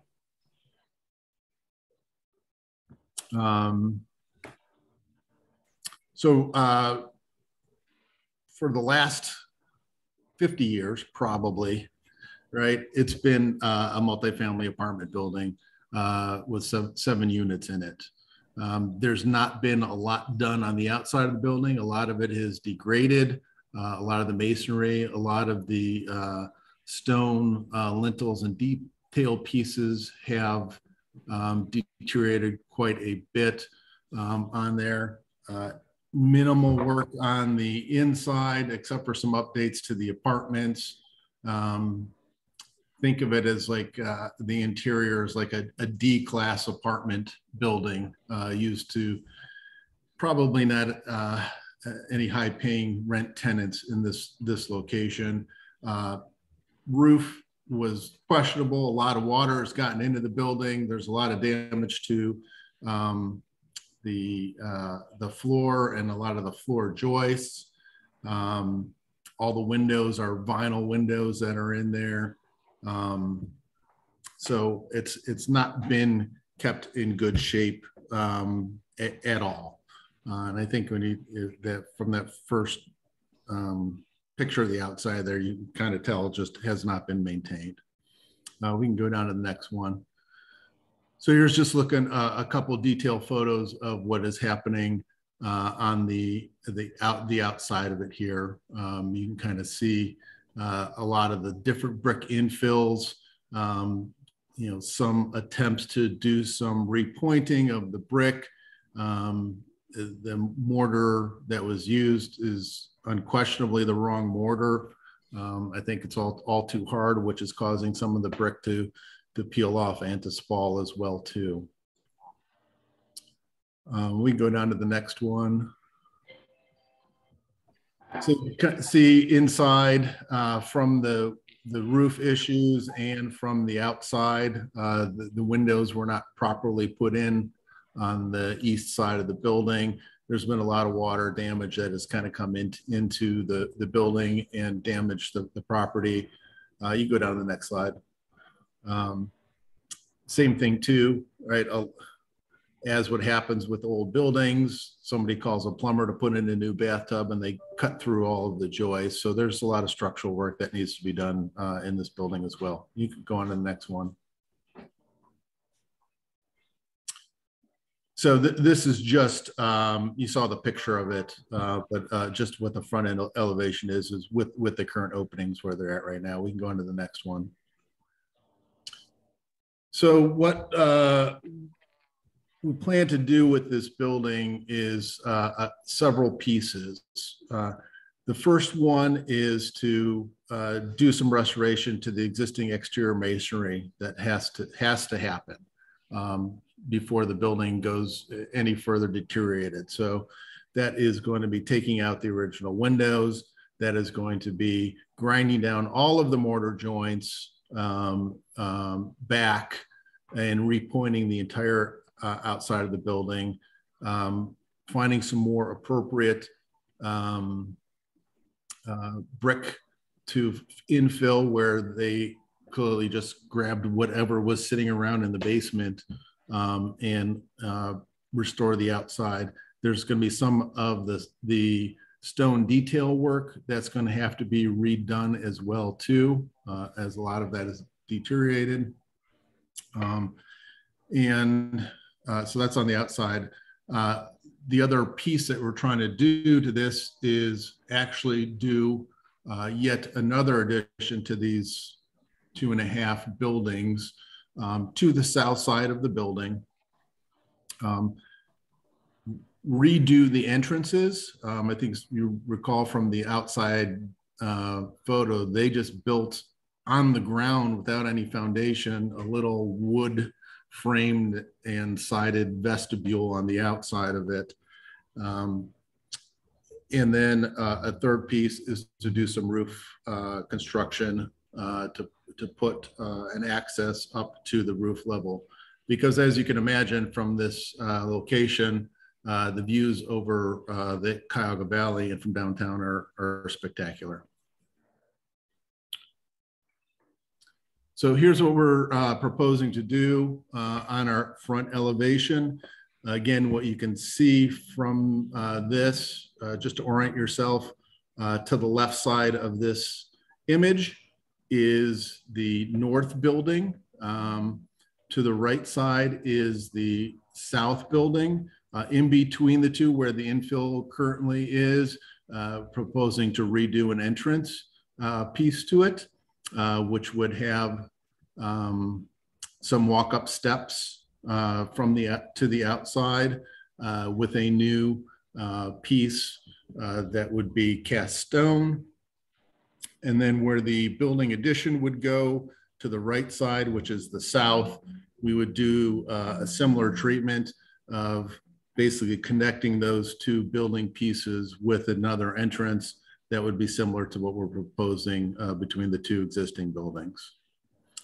Part of the renovation would be adding, extending the parapet at the top and adding the rooftop structure as well.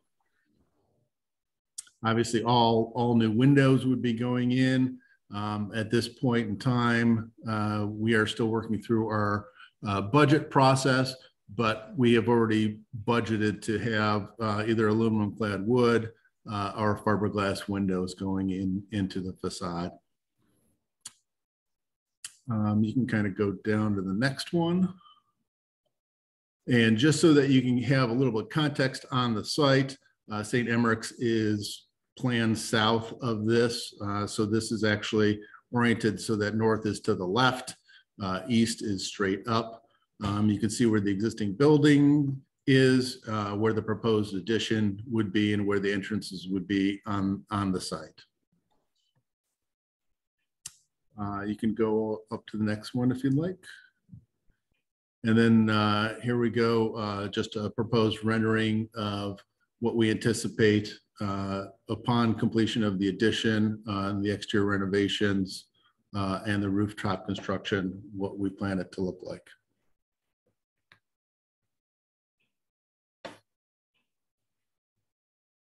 And here's just another view of it just from the other side. This would probably be close to a view what you would see from the back side of the West Side Market parking lot.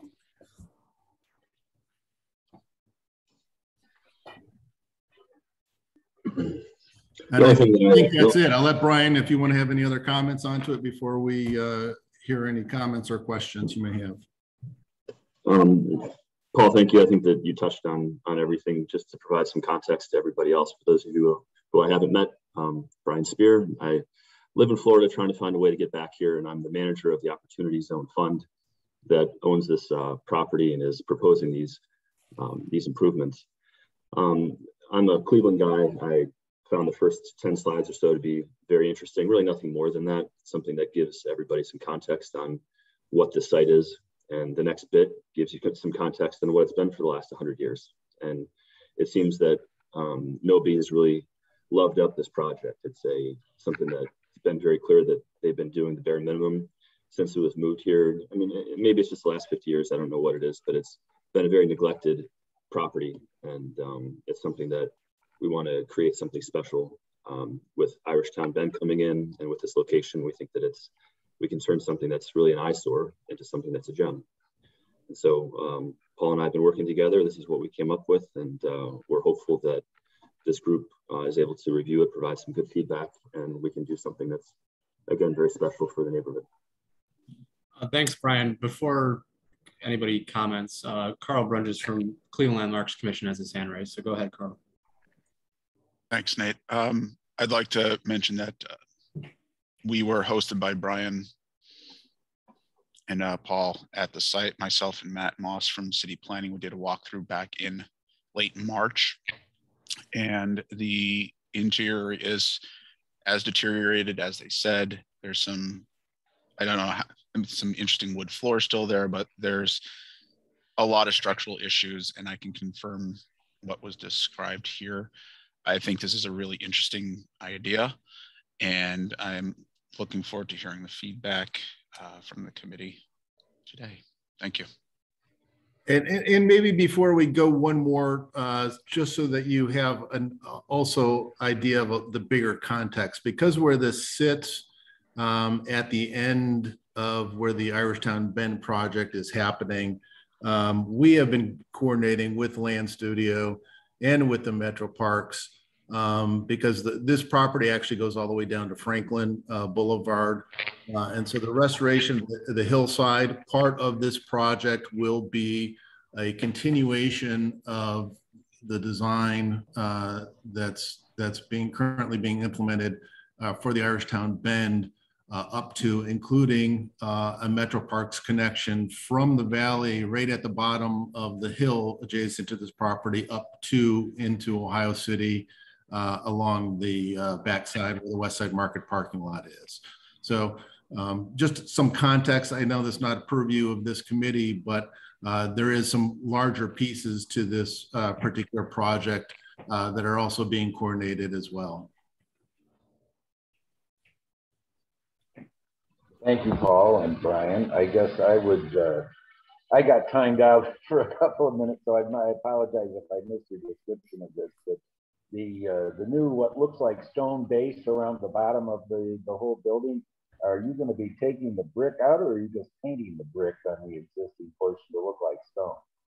No, it's an actual application of cast stone to the bottom of the building. Again, on the existing building, the intent for the restoration of the brick is to keep the face brick that's there. We would be routing out the mortar all the way back, repointing the entire building, and you know, trying to restore the brick that is there. Then we would be adding along the base of it the cast stone pieces. I see. And it looks like you've got an areaway in the existing southern portion of the building. It looks like, you know, there's a short wall and a railing and maybe some stairs going down, so you're going to have access from the street down to the lower level of the front of the building there. That is correct. So what the original building is 7 units. This building will be 7 units as well, although the units are going to be a little bit larger than they were originally, including the units that are in the basement, giving them some access to the outside because they're halfway below ground. So on the lower level, there are 3 units. You can see in this particular rendering, and even the one behind on the right side in this rendering, and then we have one on the left side, a small access way to get into that unit directly from the outside. The middle unit will have a small courtyard in between the 2 entrance pieces that would provide that access down to that unit. So that middle unit essentially has an exterior courtyard for it. Well, I have to say I like the concept in general. You really turned a sow's ear into a silk purse here by comparison. And if you can, you know, correct all the masonry blunders that have been made from the past, that would be fantastic. I think the addition of the cast stone is terrific, and the extension of the parapet with the, you know, brackets and so forth, all looks good. I'm not sure yet what I think of that sort of mansard roof thing on the top. Is that, it looks like that's just a sort of a phony mansard wall, and is there an actual unit up there, like a penthouse unit, or is that all just like a roof deck up there with just a roof as a weather protection? Yeah, let's go back one slide so that you kind of see. I think it shows a little bit more context. You could see, yeah. So there is a rooftop structure on there. Part of what happens at each of the entrance pieces, there are stairwells. That again, the connector between the two existing buildings is currently the stairwell. We'd be replacing those stairs and extending it up to the roof. Right, so there would be a small room up on top, you know, that would be a living space, part of the unit down below, and then as well as access out onto the roof for a roof deck. Part of the intent of extending the parapet is so that we're not seeing a lot of railing sitting on top of this building, right? To try to be a little bit more thoughtful about, yes, there's a roof deck up there, but if we can extend the parapet up a little bit higher to serve as that railing, it's not as apparent from the ground, and kind of keeps the integrity of what the original buildings were. So the idea is the entirety of the roof is some sort of deck terrace,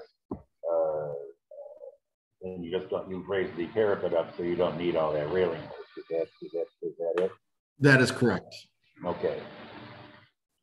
And is some of it like common area, or is it all just associated with the units below, up and down? It's associated with the unit down below. Again, I think what we intended, and let me, can we go back a couple slides to the site plan? Here we go, right here. So part of what happens on the east side between the building and the top of the slope there, we're going to be adding a covered parking deck. And again, because this is, you know, half a story up out of the ground and the slope goes down below, we have room to put that parking deck basically below what is, you know, the second floor, right? The basement or lower level being the first floor, so the second floor being out. So the common deck will be for all of the units, will be, again, connected through where those two connector pieces go, and the stairwells out to the back. So the you know, shared area for all of the residents, or a majority of the residents, has a common deck, which will be on the east side, again, facing the river in downtown Cleveland. And then the roof will be kept for the upper level unit. Another thing that's a little bit interesting about this is that when you look at the renderings and these site plans, you know, you don't really have much of a feel for the scale of it. And this is not a large structure. You know, the existing building, you know, each floor is, I'm sorry, what is it, Paul, 2,100 square feet? It's something like that. Yeah. So from front to back, this is just, it's not a big building. Yes, the building is pretty modest, but you're really taking it up a notch with these improvements. I guess that's trying to make sense out of why nobody cared about it before, and maybe it's just too small for, you know, well-capitalized people to really dig into it and to improve it. You know, it's a lot of work for something. It's hidden back there behind St. Emmerich's, and I think a lot of people don't even know it's there. Yes, sir. I stumbled into it after an Ohio City refugee response fundraising. I was just curious about it. It's a nice little hidden gem. So you actually have that much yard area set back from the sidewalk? I guess I never paid attention, but it looks like you've got maybe, you know, 8 or 10 feet of front yard area between the sidewalk and the front of the building. Is that correct? Yes. So there is, where the street location is existing. Obviously, we're not going to be moving the street. So the entrance steps would be part of right-of-way construction. When we met with Matt Moss out on site and walked him through this particular part of the project, that was one of our first concerns. Hey, this is right-of-way. And he did not have any particular concerns about that. He goes, we do entrance steps into right-of-way quite often. in the fact that the sidewalk that's in front of this building doesn't connect to any other sidewalk, right? It's really only just in front of this building. He thought that was probably worthwhile, even wondering if we need a sidewalk at all there in front of the building. So he had no concerns about that. I don't want to speak for him. I think Carl was there too if he wanted to say anything about that. But yes, those front steps would be in the yard, but it would be in the front right away. One of our, if that answers your question, Doug, one of our committee members, Margaret Land, has to jump off, but she wanted to quickly give her feedback before she has to leave.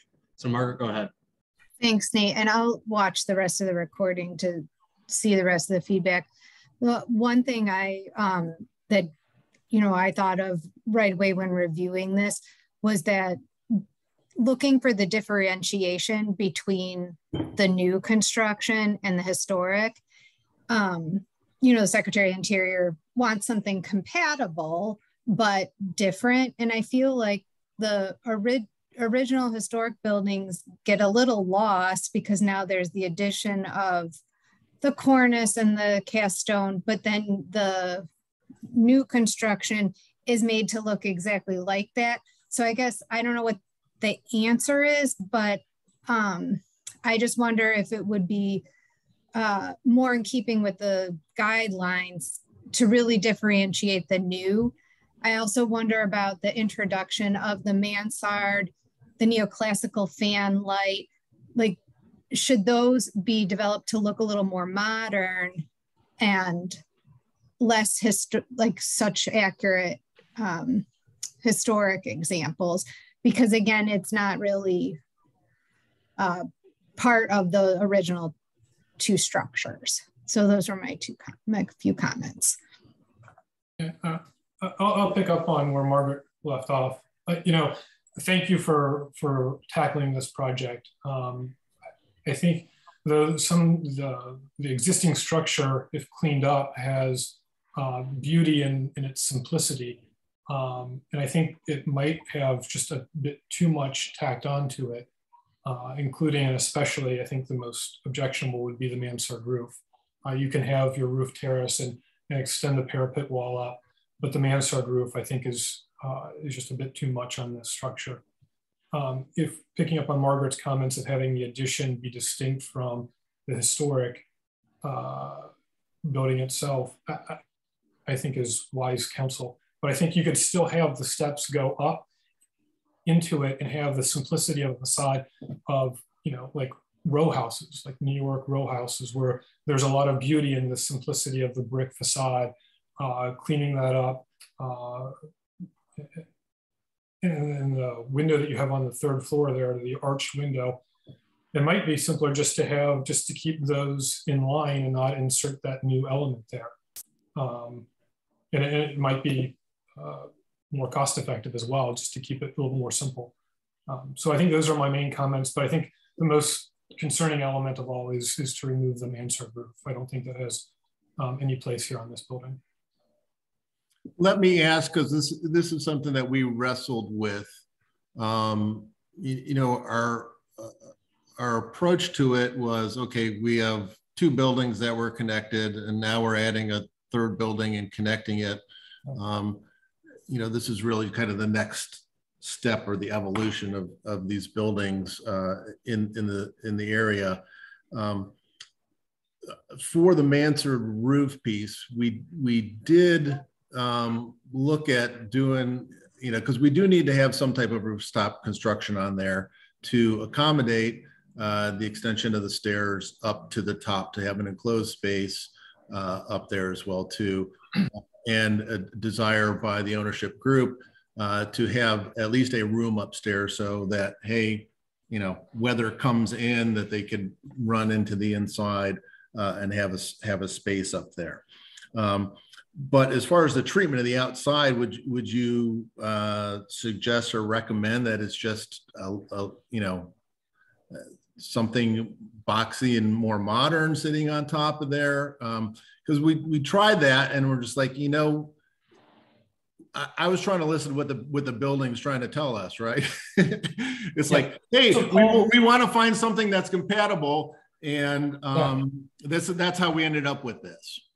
I hear you. I see what you're trying to do. You know, some things come to mind in the neighborhood when the Bidwells redid the Van Roy Coffee Building. It's a 3-story brick building on the north side of Detroit, 29th in Detroit. They put a rooftop structure up there for outdoor space, but the way that it's recessed, and I'm not as familiar with this building to know if the depth would allow a similar treatment, but it's recessed enough that you can't see it from the street view.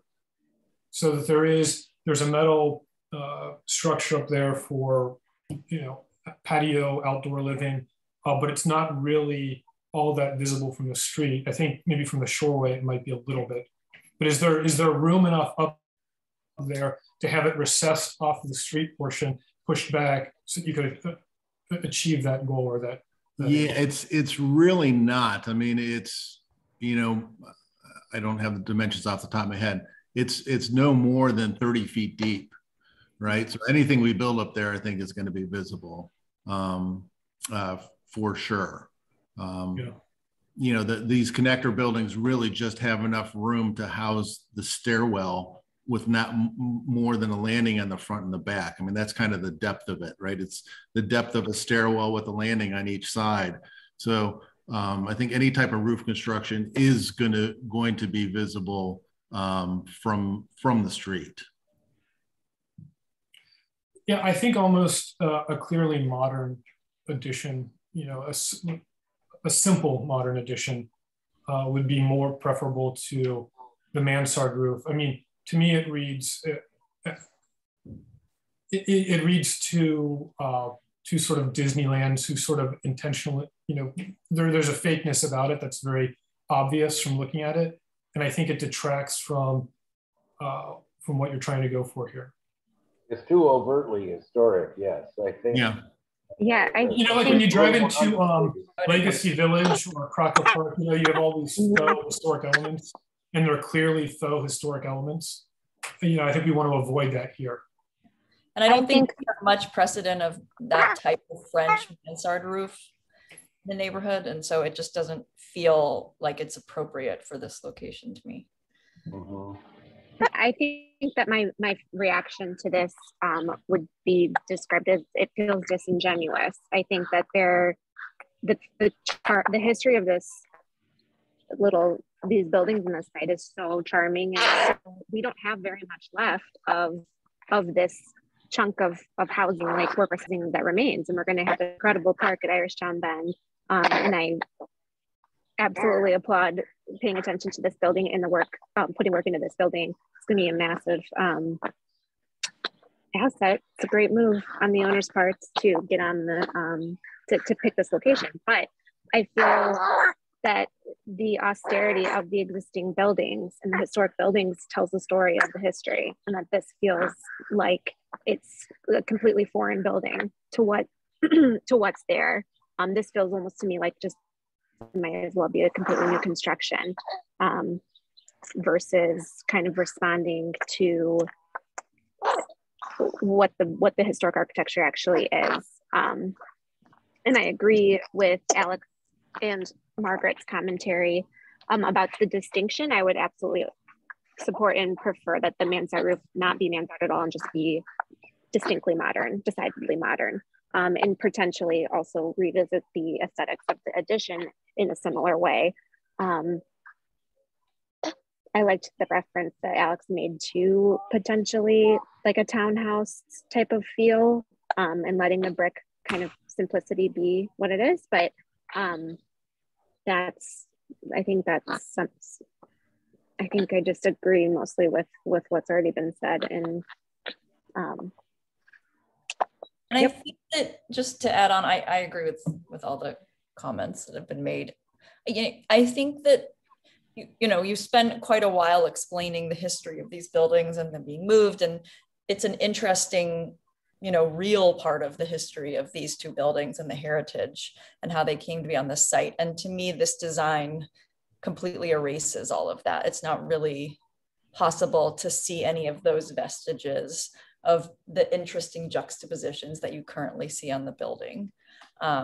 Even adding those date numbers of 1865 or 1869, whatever they say, feels a little bit, yeah, I guess it does feel a little disingenuous to me to add those on when there's been such extensive renovation and faux historicism on the facade to almost, but then I don't know, something about it makes it feel like there's a desire to have the building appear as if this is how it's always been since it was constructed, which I think is maybe where that sense is coming from the committee members. So in my opinion, I think that if there's a way to simplify this facade, look at like, as Margaret mentioned, and Nia, look at a way that the new extension, the addition can read somehow differently. And is there a way to actually make that an interesting part of the design? And also, is there maybe a way that highlighting the history of these two buildings being moved and put together could actually reflect in the new design? I guess my last just random question is, in the renderings, it's not showing the couple of large the trees that are on the tree lawn, and I just am wondering if those are remaining. It seems like those trees that are shown seem much smaller and in different spots than the existing trees, and I just was wondering if your intention is to cut down the existing larger trees or keep them. And then I guess my last question would just be, we are clearly not seeing the back side of this design.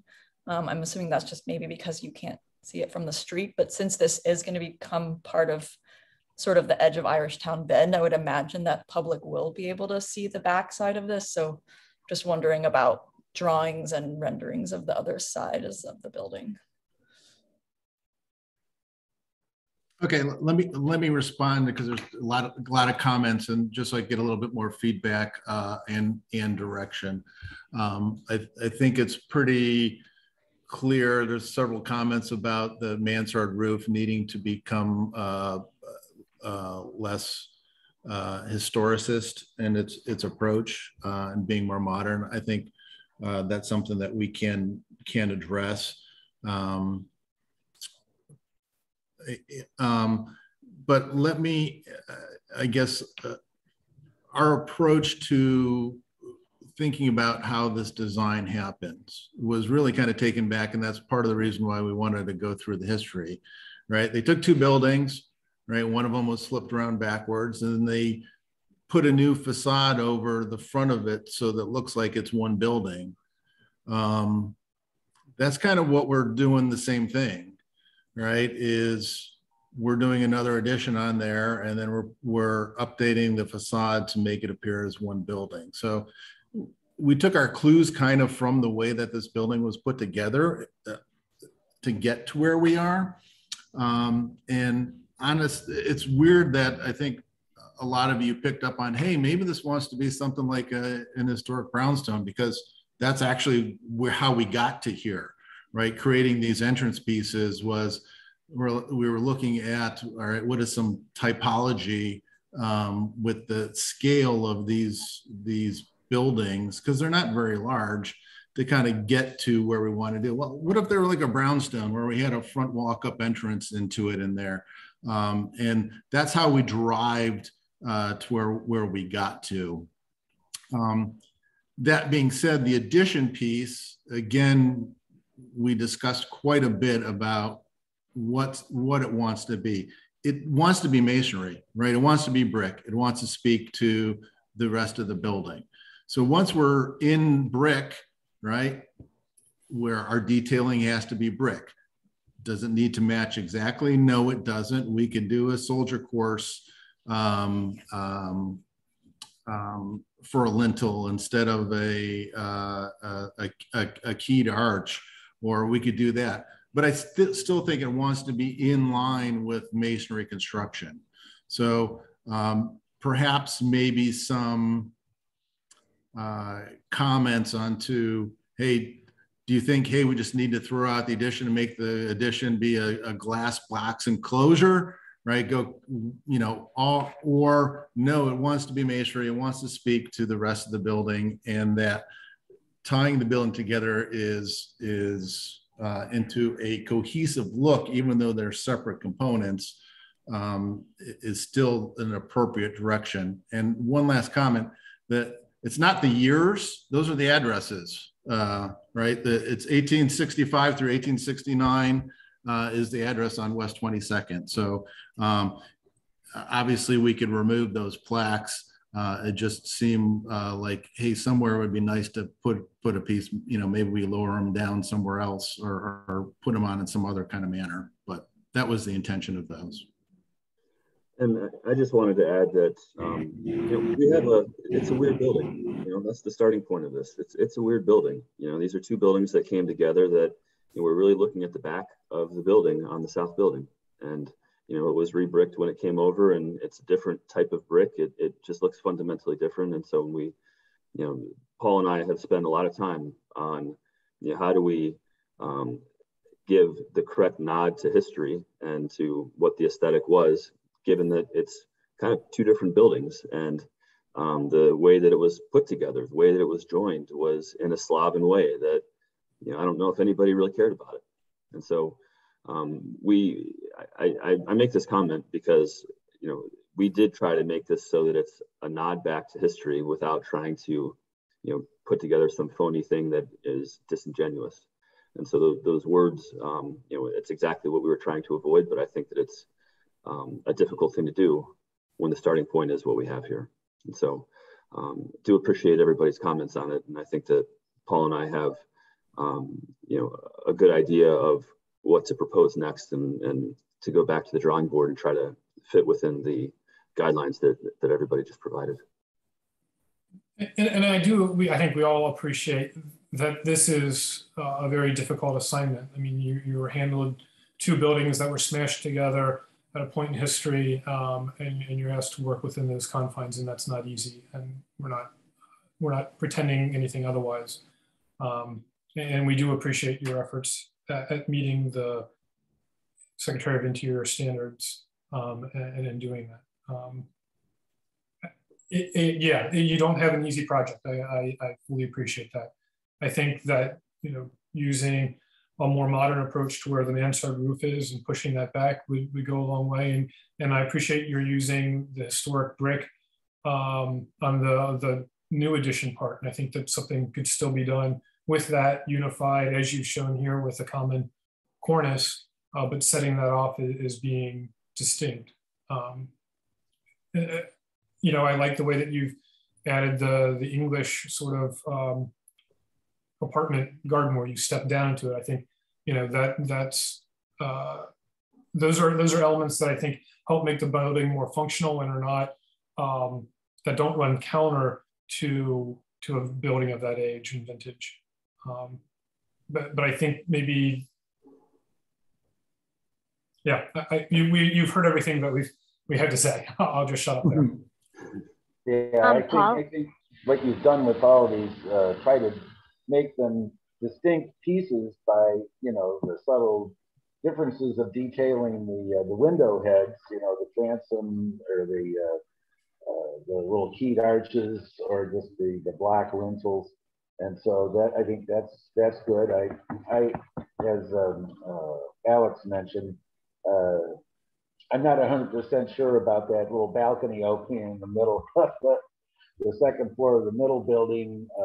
But some of the things, like someone also mentioned the arched entries at the two stair openings. I think if you modified the literal historicism of that a little bit by how that stonework is detailed, and maybe it's not an arch, maybe it's straight across, or maybe detailed the joinery and the spacing of those stones, so you get the same appearance in mass, but you detail it another way. Or maybe those two stair towers could go up and form and support the roof on top, and you get rid of that mansard. Maybe those two things are bridged by some kind of roof element you know, ties it together instead of, you know, and introduces a little more updated or modernized feel to it. Paul, and maybe you can play some games with the brackets too, those roof brackets up there in the corners. You know, those should not be literal historic copies. You know, try to do something funky with those, so they're clearly identifiable. Oh, that's not from the 19th century. So I think in going forward, detailing this, you've still got a lot of room to,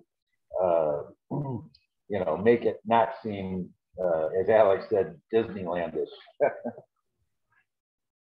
Paul, something that came to mind when you were describing, like the masonry and the coursework, was, sorry for this lesser, transformer station, because they did a masonry addition. And I'm not saying do that. I'm just saying that is a great precedent for this type of modification in the historic district, where they used masonry and they did like a subtle play on the detailing of the masonry to mimic the historic coursework and massing, as well as kind of a modern, decidedly modern take on it. And the entrance point, like the hinge point, is very modern. I feel like that might, when you were verbally describing it, that immediately came to mind for me. It might be a good, I also, and Brian, to be totally sympathetic to like what you're working with, because it's like Alex said, it is a really challenging property.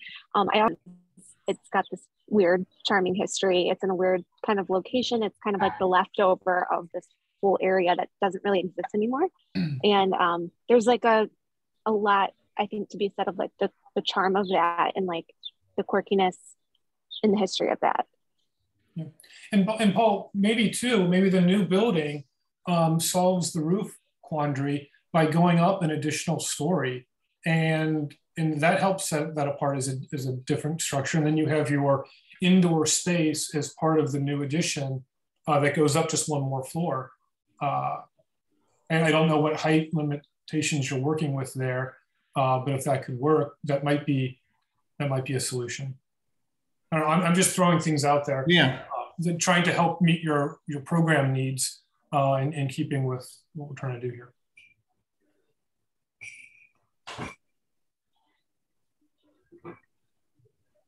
Well, good. I appreciate the feedback and the comments. I think we do have some pieces now to take our next step in the direction, and one will be going back and relooking at that roof structure, so that we get that piece taken care of. And yeah, we can look at some different detailing for the entrances, right? If the arch seems like, oh, that's too historicist, we can make that straight across piece. I mean, you know, we are working with cast stone and masonry, and I think we're trying to keep within that realm of detailing. Obviously, we're not going to be doing some, you know, crazy compound curves and you know, dentals on the cornice and things like that, right? We're trying to keep it simple and a little bit more modern, so that there is some apparent to, you know, it being a newer construction on here. So I think we have some good comments, and I appreciate your feedback. Good. Paul, I have you guys scheduled next week for conceptual review with the Landmarks Commission. So we'll just use the same one, get the feedback, and then you can take all that feedback from both and then move on with your next design iterations. Sure. Great. Thank you, Paul.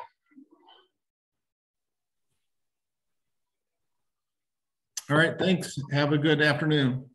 Thanks, everybody. All right. You too. I guess this concludes our, the other people did not show up, did they, Nate? So this concludes our meeting. Oh, Nate. Thank you, everybody. All right, I guess we're done here.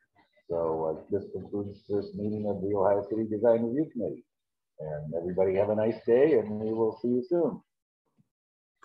So thanks, everybody.